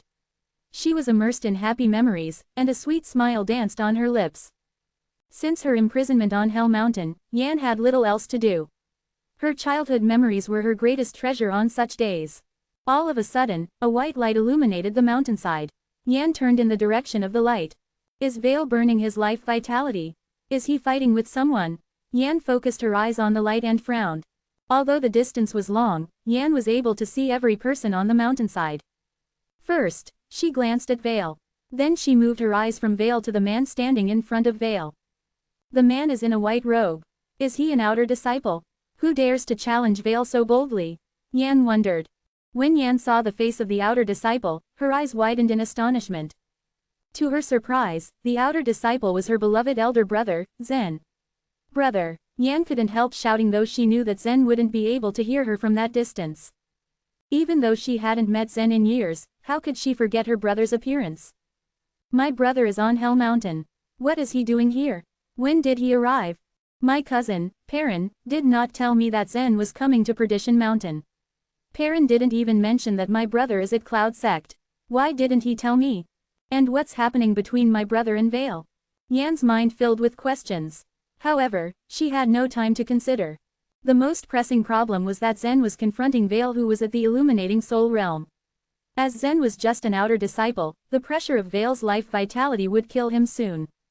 Thinking about this, Yan became anxious and couldn't sit still. No, don't hurt my brother, cried Yan. Without hesitating, she jumped down. The moment Yan jumped off the cliff, an energy junction connected by several hexagons appeared under her. The energy junction quickly formed a semicircular wall that blocked Yan. Oh, no, the six-pointed star array. Yan shouted in disappointment. Yan knew that a six-pointed star array constrained her on Hell Mountain. Since Yan had never thought of escaping, she had never actively triggered the six-pointed star array before. At a time of crisis, she did not expect to be stopped by the array. Yan glanced at Veil and Zen again nervously. Since he was just an outer disciple, Zen couldn't hold on for long. She had no choice but to rescue her brother. I'm gonna tear it apart, said Yan with a determined look. After a deep breath, Yan focused her energy on her fingertips. Then she stretched her long, slender fingers and poked the hexagonal energy junction. Although it seemed as though her action was gentle, she had actually used a tremendous amount of power. Kurik. The three connected hexagons broke up at once after Yan's action. However, the six-pointed star array was a very strong defensive array. As soon as it had broken, another three hexagons formed, which blocked the gap immediately. Darn it, what shall I do? Yan thought with despair. She was absolutely frantic by now. With no other alternatives, Yan repeatedly tried to break the array. However, the six-pointed star array repaired itself again and again.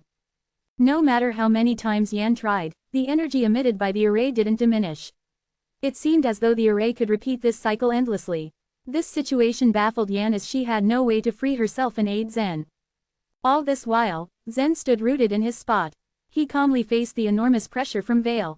Even though an ordinary disciple would have been crushed, Zen stood erect with no sign of yielding. Zen realized this kind of pressure had gone beyond the scope of life energy. It was even stronger than the life vitality of a nature creature. Veil is only releasing a small amount of pressure. And yet, I am having trouble enduring this pressure. He may have surpassed the level of nature creatures, Zen thought. Zen didn't know that Veil was a strong cultivator at the illuminating soul realm until now. Have you not realized the gap in the strength between you and me? I can kill you with just one finger. Despite my power, it's challenging for me to rescue Yan from Hell Mountain, let alone you. You can't even get to the top of mountain. It's funny that you are so self-righteous, Veil teased Zen. Several pink lotuses bloomed and withered at Veil's feet, as though in an endless cycle, as he spoke. Chapter 77. The Price of Contempt. Though at the marrow refining level, Zen braved the debilitating assault from Veil, thus dwarfing his counterparts. Billy, who was at the grade 2 nature level, was too weak to circulate his life vitality against Veil's threat. Consequently, he was just an onlooker. Zen, who hadn't learned to cultivate life vitality, found it exceptionally hard to concentrate on his life energy. He relied on his body and the strength of his soul instead. Veil's intent is not as strong as the vengeful beast's intent. Nevertheless, it is challenging for me to resist his intent. Zen marveled at his rival's power, which almost overwhelmed him despite his determination to withstand the assault. Many people would be overpowered under this circumstance. Zen was no exception. He felt as though he was being shattered and battered. No, I must not surrender, Zen swore. One may achieve wonders with superior willpower. But the overwhelming disparity between them in terms of martial arts overshadowed Zen's tenacity. Zen was enduring the unbearable when confronting his rival. Vale marveled at Zen's unparalleled endurance in the heat of their fight. He was aware of the immense power of his life vitality, which was why Vale had used it to attack Zen. Marrow refining level. His physical body has not yet reached its limits. How can he counter my attacks? Vale wondered at Zen's capacity to face his life vitality. Zen, I can see your strength and power fading gradually. Vale grinned and then circulated his life vitality stronger than before. His power increased, so did the light column. It soared higher and glimmered brighter. The homicidal intent of the lotus emanating from Vale's body had by now reached excessive levels. But Zen's blood and soul were extraordinary enough to withstand the metaphysical menace as his body had become a spiritual weapon already. Tenacious as he was, Zen felt his soul's strength fading gradually. When confronted by the vengeful beast, the cyan dragon had come to Zen's rescue. It had roared at the vengeful beast, and the beast had surrendered. Now the cyan dragon was not spiritually active. I have to learn to be self-reliant, he thought. Vale's life vitality combined with the homicidal intent of the lotus was not powerful enough to injure Zen severely. But Vale's assaults gave Zen a sense of oppression. I must maintain my soul strength and peace of mind to fight Vale. Why not leverage the method of forgetting myself? Zen was suddenly inspired. The refining method of forgetting oneself was actually an esoterica on soul refining. Few leading masters at the illuminating soul realm could master this method because refining the soul proved to be more difficult than refining the body. Beyond self, beyond desire. Upon entry into the level of forgetting himself, Zen could leave his physical body at the mercy of his rival without feeling any pain. Thus, Zen's body turned invulnerable to Vale's devastating assault. At that moment, Zen regained his composure and smiled at Vale, unperturbed. He felt as though Vale's attacks were harmless. Vale had thought that the flow of his life vitality would give Zen a fatal blow. What he had not expected was that Zen would be able to put up such strong resistance with much ease. If one were to compare, Vale would be like a colossal elephant fighting an ant like Zen but achieving no result. Vale flew into a rage as someone much inferior to him was able to survive his attack. He didn't enjoy being humiliated by a weaker refiner. Such a battle was a spectacle that should not be missed. At that moment, Vale, exacerbated by the lack of results, shelved his humility and decided to fight Zen with all his might. Kneel, Vale roared as he raised his hands and touched Zen. Vale decided to crush Zen using his strength since the spiritual attack was not yielding results. In the ensuing battle, lotuses showered upon Zen. Those lotuses were so heavy that once they fell to the ground, the gravel was crushed. Each lotus was as heavy as 10,000 pounds. It was an astounding sight to see the lotuses falling over Zen began to multiply. In a twinkling, dozens of extraordinarily beautiful lotuses rained down over Zen's head, back, and torso. Each was more massive than the last. When faced with over 100,000 pounds, Zen lost his balance. Such weight is too horrible to bear. Zen felt overwhelmed. His entire body ached with the injuries from the falling lotuses. He could not reckon with such crushing power. But his legs were strong enough to withstand. Vale, I won't succumb to you, Zen muttered through clenched teeth as he desperately resisted. Upon realizing that his rival would not bow before him, Vale redoubled his efforts. He was determined to see Zen fall to his knees. Bro, now you are done for, Vale said contemptuously. Cracking, Zen's feet were stuck, and his legs felt as though gravel had encased them. Earlier, Vale had praised Zen and showed some awe for his abilities. Once Vale's pride had been hurt, he had unleashed his power on Zen.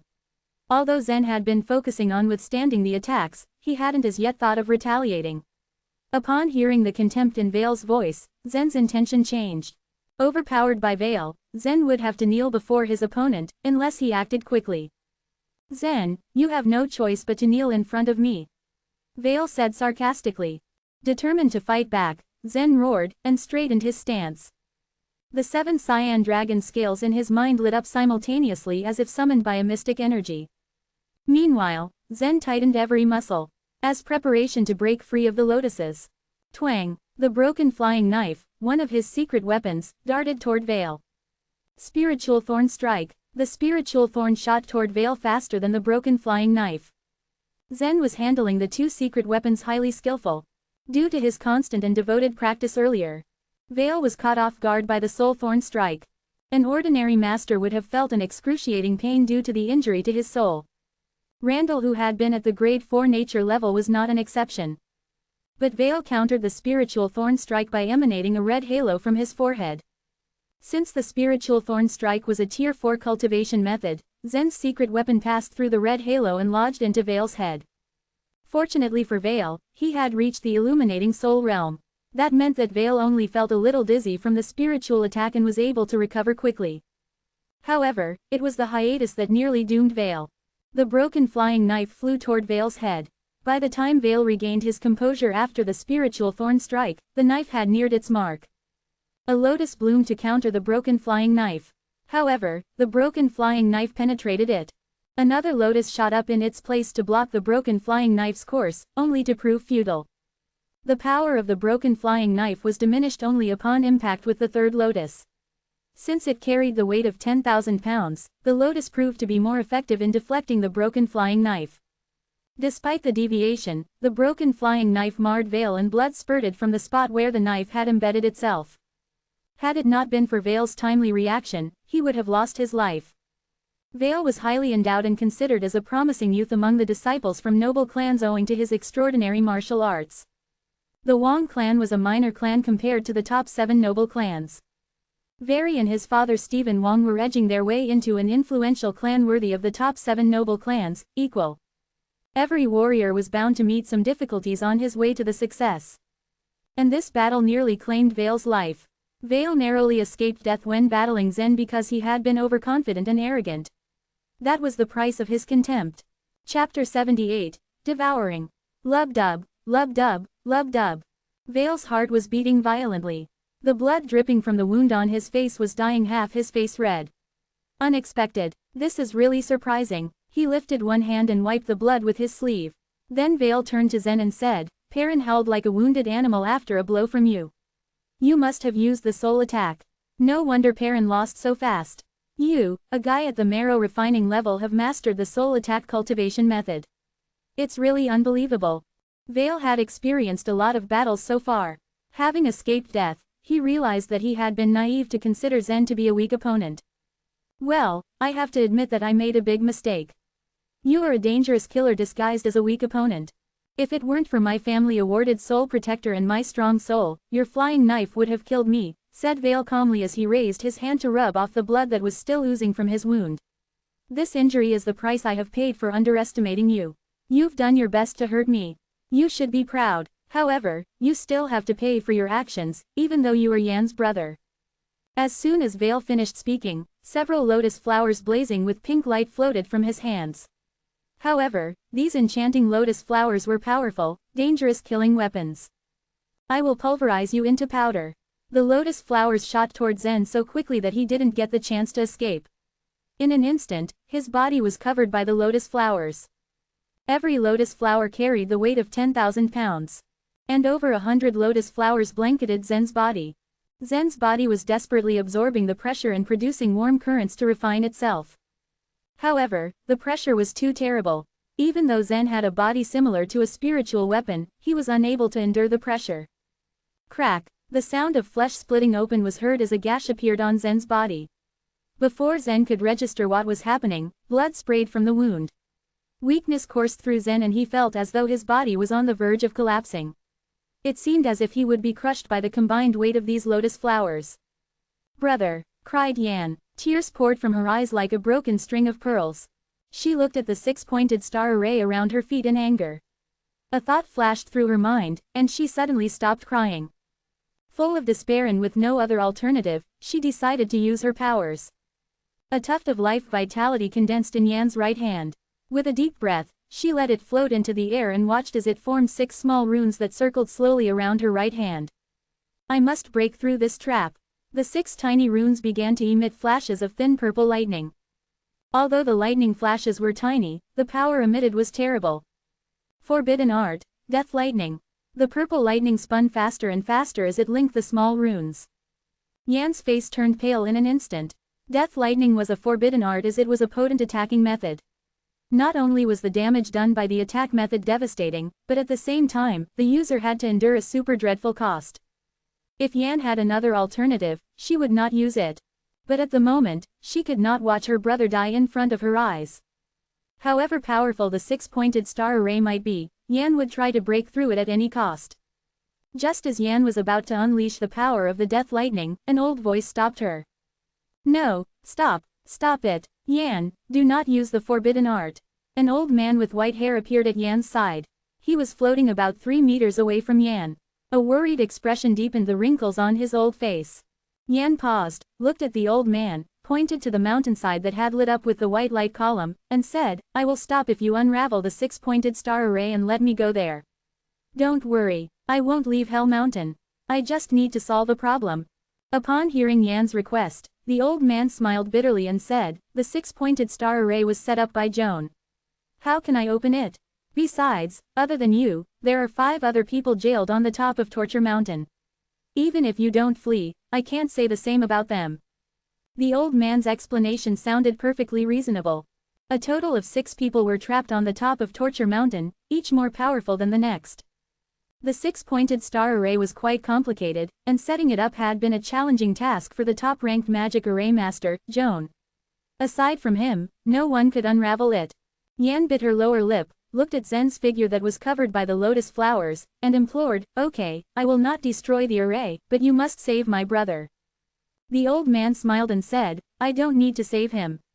It seems that someone has come to his aid. Who is it? Asked Yan anxiously. The old man pointed at a flying chariot that was nearing Hell Mountain. Her, Princess Aura? Asked Yan. Her expression conveyed the doubt she felt. Why would Aura come to save her brother? Zen is Master Su's disciple, explained the old man. Now that Princess Aura has come to save Zen, he will be fine. I hope so. After hearing his explanation, Yan calmed down slightly. Then she turned her head and quietly observed the incident on the mountainside. If anything bad happened, she was ready to break the six-pointed star array by force. If Zen had been an ordinary disciple at the marrow refining level, he would have been crushed into muddy flesh under the total pressure of 100,000 pounds. Even nature creatures could not endure this level of pressure. Though determinedly resisting the pressure, Zen was on the verge of being destroyed. Zen felt as though he was carrying a mountain. Even breathing felt like an impossible act. It's unbelievable that a cultivator at the illuminating soul realm is so strong. I have no chance to fight back. Zen could not move at all, but he did not give up trying to find a way out of this situation.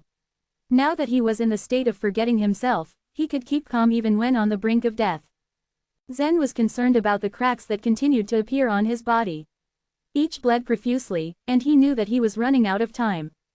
However, after entering the state, Zen could ignore the pain. It was as if his body had become someone else's body. Zen thought, what other options do I have? Broken flying knife. Dragon scales. Spiritual thorn. Zen figured, I have tried all of these and none seemed to work as I had hoped. The only cultivation method that Zen had not used yet was Heavenly Ogre Fist. Heavenly Ogre Fist was a Tier 5 cultivation method. And Zen was the only disciple at Cloud Sect who had knowledge of that method. Thus, its power could not be underestimated. However, it had proven to be challenging when Zen had tried it. He had spent a long time practicing it, hoping to produce a hint of demonic life energy. However, even after exhausting efforts, there had been no outcome. Zen doubted whether he could reproduce this cultivation method successfully. Getting the Tier 5 cultivation method but not being able to practice it had indeed distressed Zen. Therefore, after many failures, Zen had to put Heavenly Ogre Fist to one side. Now that Zen had come to the edge of life and death, and he had no other alternatives, he needed to try Heavenly Ogre Fist. The pressure to act multiplied when Zen sensed that perhaps in a few breaths his body would be squeezed into pieces. I will not give in. The path of martial arts cultivation is full of obstacles. I have only recently started to climb the mountain, and I want to get to the top to look over the vast, wonderful world. Yelled Zen. I will try again and see if I can produce the demonic life energy. Zen decided. By now, under the pressure of the lotuses, Zen's spine had bent into a horseshoe shape. Coincidentally, this was the starting posture for the Heavenly Ogre Fist cultivation. In accordance with this action, Zen began to direct his life energy to flow throughout his body. Force comes out from the heart, and then circulates via body energy lines, mysterious tubes for cultivation. Similar to blood vessels, body energy lines help carry life energy, life vitality, and so on throughout body. The energy runs into all the organs and cells, with endless circling. Zen was familiar with the force operating method as he had already practiced it many times. However, he had never succeeded. This time as well Zen failed. Despite his disappointment, Zen did not give up. He tried again according to the method described in the book. There was still no effect the second time he tried. Crack. 2 new cracks appeared on Zen's body. In this short period, 8 cracks had surfaced on Zen's body. As the number of cracks increased, so did the pace of blood oozing from these. However, Zen had no time to think about his wounds. He tried again. This time, Zen felt as though something was stirring in his navel. That's it. Did I manage? Am I successful? Zen was surprised. He felt a new kind of life energy, which was completely different from the purple life energy, emerge from his navel. This must be the demonic life energy. At the same time, Zen felt something exceptional happening. As soon as the thread of demonic life energy was produced, it began to devour the purple life energy in his body. The demonic life energy must indeed be powerful if it could eat other kinds of life energy. Zen knew that a cultivator could only have one kind of life energy in his or her body. In general, when one practiced another cultivation method and produced a second life energy, the cultivator had to release the first life energy completely to be successful. But Zen didn't have to do this as the demonic life energy swallowed the purple life energy. While the purple life energy in Zen's navel reduced rapidly, the demonic life energy increased sharply. For a second, the demonic life energy filled Zen's navel. Heavenly Ogre Fist is a Tier 5 cultivation method, so the demonic life energy would probably be more powerful than the purple life energy. Let me see how powerful the demonic life energy is. Zen clenched his fists. It was impossible for him to relax while he produced the demonic life energy. He knew that his power was still too weak. Zen had no opportunity to win, especially when confronted by a cultivator at the illuminating soul realm like Veil. However, Zen had great courage and determination. He would try his best to fight, even when he only had a small chance of survival. Hiss. Just as Zen drove the demonic life energy to flow in his body, something strange happened. Threads of demonic life energy gradually emerged on Zen's skin, and upon contact with the lotus flowers, the demonic life energy began to devour them. Chapter 79. 3 years. There were many different life energies in the world which had various functions. Some of the energies increased strength efficiently, making a person strong enough to overpower tigers and leopards or tear stone mountains down until they were nothing but rubble. Some energies improved speed to the point that allowed a person to run 1,000,000 miles in just a few seconds. Considering the refining method each person practiced was different, the colors, shapes, and functions of each life energy were different as well. But the demonic life energy found in Zen had not only swallowed Zen's purple life energy, but also unexpectedly tried to swallow Veil's life vitality, as it came up and spread over Zen's body. When one pushed hard enough, working to reach nature level, his life energy changed into life vitality which then could be shaped. Veil had achieved the level of the illuminating soul realm, and because he practiced the cultivation method named Lotus Scriptures, his life vitality could be shaped into pink lotuses. Although the lotuses were breathtaking to see, they were, in fact, deadly and horrible. At the moment, it was shocking to see that the demonic life energy had come from Zen's body and now, was swallowing the lotuses one by one while Veil was using his life vitality. The demonic life energy was so quick that it swallowed the bloom the moment its dark purple life energy sparked. First, a crack appeared on the pure lotus, then the crack spread, multiplying until the lotus was covered with cracks, and then the lotus was consumed leaving no remains. Within a short amount of the time, the dense layer of lotuses covering Zen's body was blended into the demonic life energy. Once the lotuses were gone, Zen's gruesome wounds were exposed to air instantly. Seeing cracks on Zen's body, the cultivators at Mountain recoiled. Never before had they seen wounds like his, and they wondered what could cause the skin to break like this. In actuality, wounds like his could be caused by the pressure of Veil's lotuses. As heavy as the lotuses were, they pulverized an ordinary person, but the unique manner of Zen's body protected him so that his skin merely cracked under the overwhelming pressure. Too busy with what he was facing now, Zen couldn't tend his wounds. He balled his right hand into a fist, and his fingers of the other hand splayed on his right arm gently. Ogres shaking the world, it's the first step of Heavenly Ogre Fist. Until now, Zen couldn't manage the mighty Heavenly Ogre Fist no matter how many times he practiced since he had no demonic life energy in his body. After Zen completed his regular studies daily, he read the rare book named Heavenly Ogre Fist carefully until he could recite it fluently. As Zen thrust his fist, it brought the demonic life energy out with the ogres shaking the world punch, and at the same time, he had an epiphany. In that instance, Zen understood all of the subtleties found in the tome of the Heavenly Ogre Fist without any questions. Streams of demonic life energy gathered on Zen's hand frenziedly, and then Zen took a step which shook the earth and shattered the black gravel circled around him into fine powders in an instant. Zen drew his fist back, and with his other hand still steadying his arm from possible recoil, struck the air. Zen thrust the fist towards Veil. A dark purple shadowy fist appeared just ahead of Zen, hovering in the air. As it formed, it grew larger until it was the size of a man and lunged at Veil. Veil's eyes widened, never before had he seen such a huge fist of shadow. He realized he had underestimated Zen before. Even though Zen employed the soul attack method to disorder Veil's mind firstly and then shot the broken flying knife at Veil's head, which almost killed Veil, Veil hadn't taken Zen seriously, but now, Veil did. After all, before this, as quick and deadly as Zen's attack style was, it hadn't been one that would cause Veil deadly harm, so, he hadn't bothered to be concerned. But now, seeing the dark purple shadowy fist, Veil realized that this young man could reach high levels through inner strength. Zen could swallow the lotuses, manifesting them into his life energy, using them to retaliate when he was about to be finished, and all while exuding nothing but a calm and lucid exterior. Veil had to acknowledge that Zen did much better than most people in the world. What frightened Veil more was the power behind the punch. Considering that Zen was on the level of marrow refining and could only gather life energy, it left one to wonder, what method produced a punch that powerful with only life energy? There was also the realization that once he reached the nature level and controlled life vitality, no one would be able to withstand the power from the punch. There wasn't time for Veil to dwell on that now. Time and again, Zen surprised Veil. As young and weak as Veil saw Zen, he felt tense and ridiculous, but took the attack seriously. In a flash, the dazzling white beam became much brighter.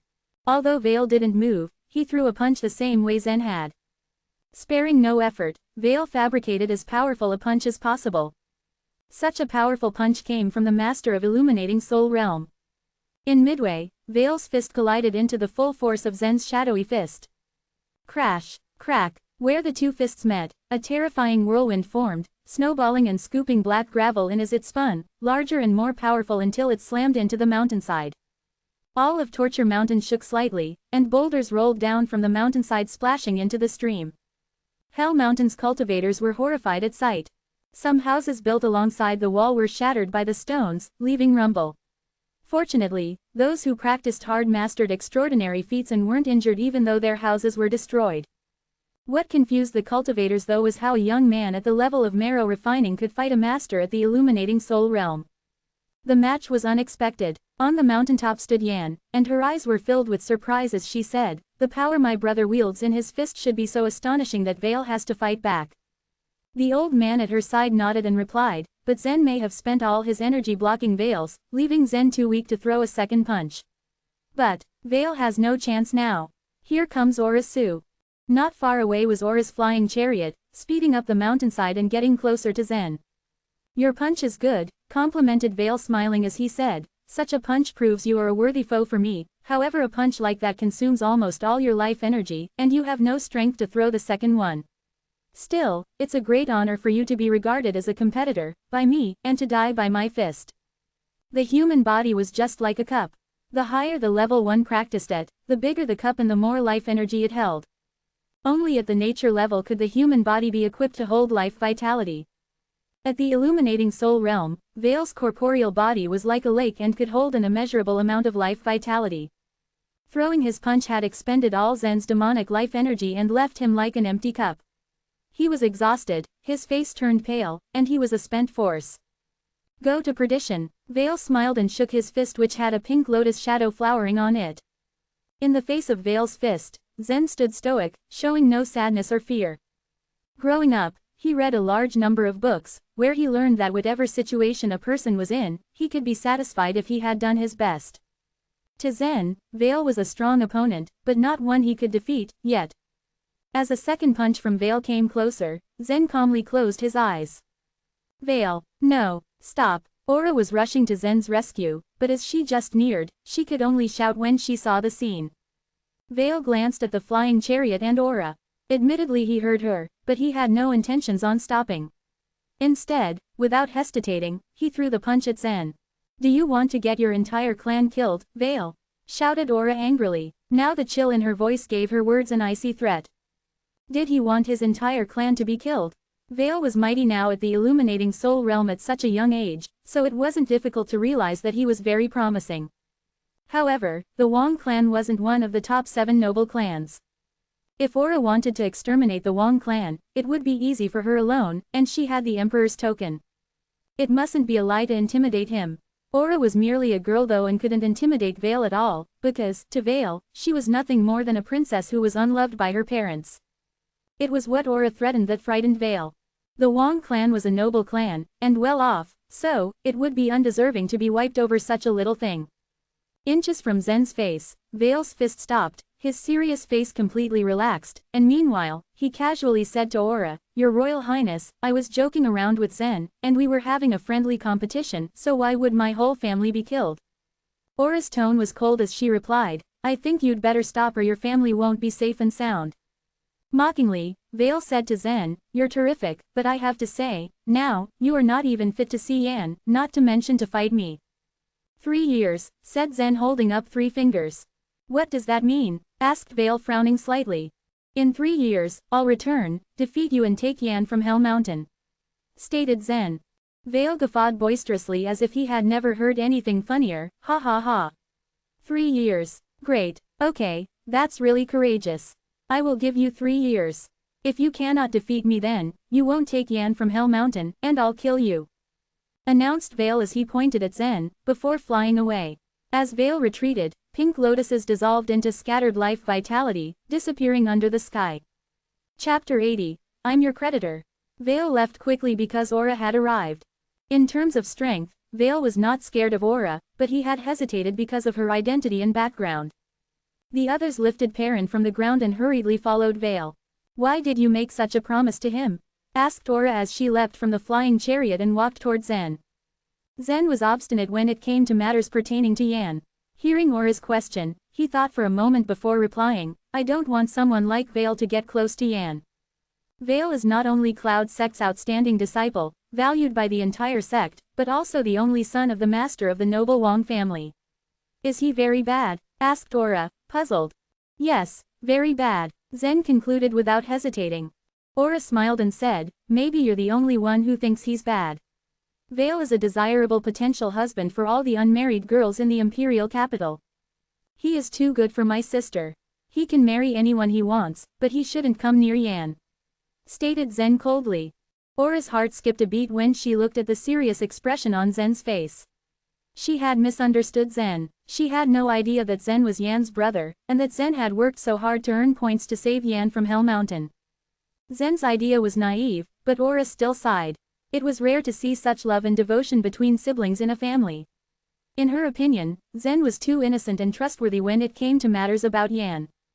Master Su, I'm going up the mountaintop to see Yan, Zen said as he turned toward the path that would take him to the top. Aura quickly shook her head and said, You can't see her. Why? Zen's eyebrows bristled like sharp swords. He had been told that he needed points to see someone imprisoned on Hell Mountain. And yet, Vale had said that Zen was not eligible to visit Yan. And now, Master Su was stopping him. Why, now that I have entered Hell Mountain, why am I not allowed to see Yan? He roared in his heart.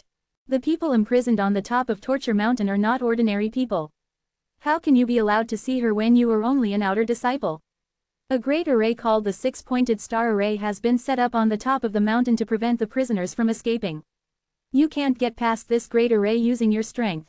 You need permission, Aura explained to him slowly. Zen's face turned sour at the news shared by Aura. Everything Zen had done, from escaping the Luo clan to entering Cloud Sect to hunting Blade Locusts, had been because he was driven to visit Yan. After the effort he had made and the challenges he had overcome, Zen found it unacceptable that he couldn't see Yan. Determined, Zen began walking up the mountain. But he had forgotten that his body was covered in wounds. Although the terrible gashes on his body had stopped bleeding, his movements tore some of them open. The sudden pain was so unbearable that Zen turned pale and almost passed out. He fell to the ground with a thump. "Why do you have to do that?" Aura said helplessly. Apparently, Zen would not listen to her at all. Zen lay on the ground and focused on his breathing before struggling to get back on his feet. He was desperate to reach the top of Torture Mountain. After his struggle, wounds that had not reopened began to ooze blood as well. Seeing this, Aura shook her head and sighed. She stretched her hand, and 3 streaks of life vitality rolled over Zen. Magically, he was transported onto the flying chariot. Then, Aura jumped into the chariot. Before Zen could protest, the flying chariot began its ascension toward the top of Torture Mountain. About 1,000 feet from the mountaintop, a bright blue light suddenly lit up and enveloped the whole summit. "This is the 6-pointed star array. We can't get past it," stated Aura. Zen struggled to his feet and began searching the summit with the hopes of catching a glimpse of his sister. Zen's hearing had become much sharper and his vision much wider since he entered the marrow refining level. However, the distance was too far to find Yan. As Zen was absorbed in searching for Yan, a brilliant light suddenly appeared on the right side of his line of sight. Zen then fixed his eyes upon it. He saw a girl standing gracefully on the edge of a stone platform in the distance. She was burning her life vitality. The extremely dazzling light rose from her and formed a purple light column, which was even brighter than Veil's. Zen narrowed his eyes as he tried to focus his vision on the young girl. From this considerable distance, he could make out her silhouette, but he couldn't see her features. Once his sight focused, even though the girl looked blurry, Zen recognized her. She was Yan, his sister. They looked at each other for a long while. Even though they were too far apart, Zen and Yan were at peace at the moment. Suddenly Zen leaned forward and gestured to Yan. Aura and the elder beside Yan were puzzled by the gesture. They didn't understand its meaning. But Yan smiled at it. She knew the meaning of his gesture and what he was trying to say to her.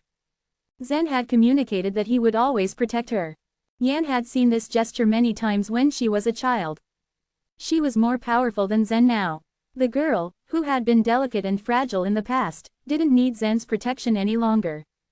However, the gesture still filled her heart with warmth as it had done before. Now she felt safe. "We can go back now," said Zen. He seemed more relaxed than when Aura had met him. "Don't you want to stay a little longer?" Aura whispered. Zen shook his head. "No," he said. With a smile, Aura turned the direction of the flying chariot and flew down Hell Mountain. It wasn't until they had left Hell Mountain and Yan couldn't see him that Zen collapsed on the chariot. The effort to stand and seek out his sister had used up all his strength. "What a tough guy," Aura thought. She curled her lips and said, "You're badly hurt." "It's not enough to kill me," said Zen as he stared blankly at the star-filled sky. The sky was cloudless and surprisingly bright. Scattered stars formed a delicate Milky Way. F.A. thud. A blood-red pill fell on Zen's side and rolled down the deck to Zen's ear. Zen reached over and picked up the pill. Then he took a deep breath when he realized what kind of pill it was. Red all over, with 5 cloud stripes. "If I'm reading this right, it's a 5-grade pill, the red cloud pill." "I thought you were blind," Aura chuckled at Zen's remark. Unexpectedly, "You recognize it," teased Aura, who was steering the flying chariot. The 5-grade red cloud pill, after being swallowed, will immediately activate blood and build muscle. As long as the user is not dead, the wound, no matter how serious, will recover within an hour. It is also known as the Holy Potion. For a refiner, a red cloud pill is equal to an extra life. It's invaluable. It costs about 1,000 points in market prices. "I can't afford it," Zen said. "Take it. You can pay me for it later," Aura laughed. Zen shook his head and said, "I'm poor, and I have to collect many points. I'm afraid I can't pay you back." As Zen spoke, Aura suddenly turned around.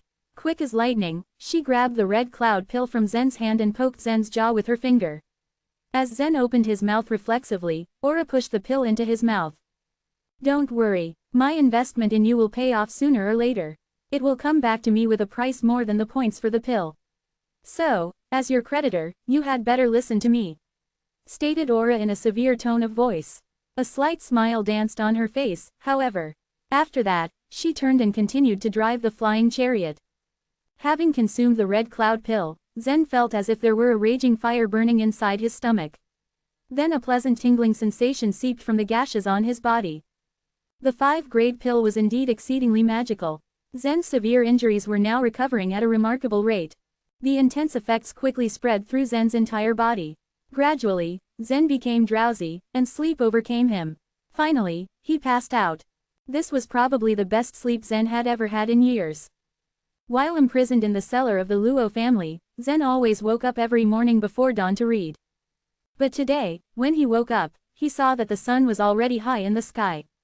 What a long rest, Zen said in surprise as he stretched and examined his body. The wounds from his battle with Veil on Hell Mountain the day before had healed now. The effect of Red Cloud Pill was truly extraordinary. He sprang to his feet. Feeling refreshed, Zen found no reason to waste his time. He sat cross-legged and began to work his power according to the heavenly ogre fist.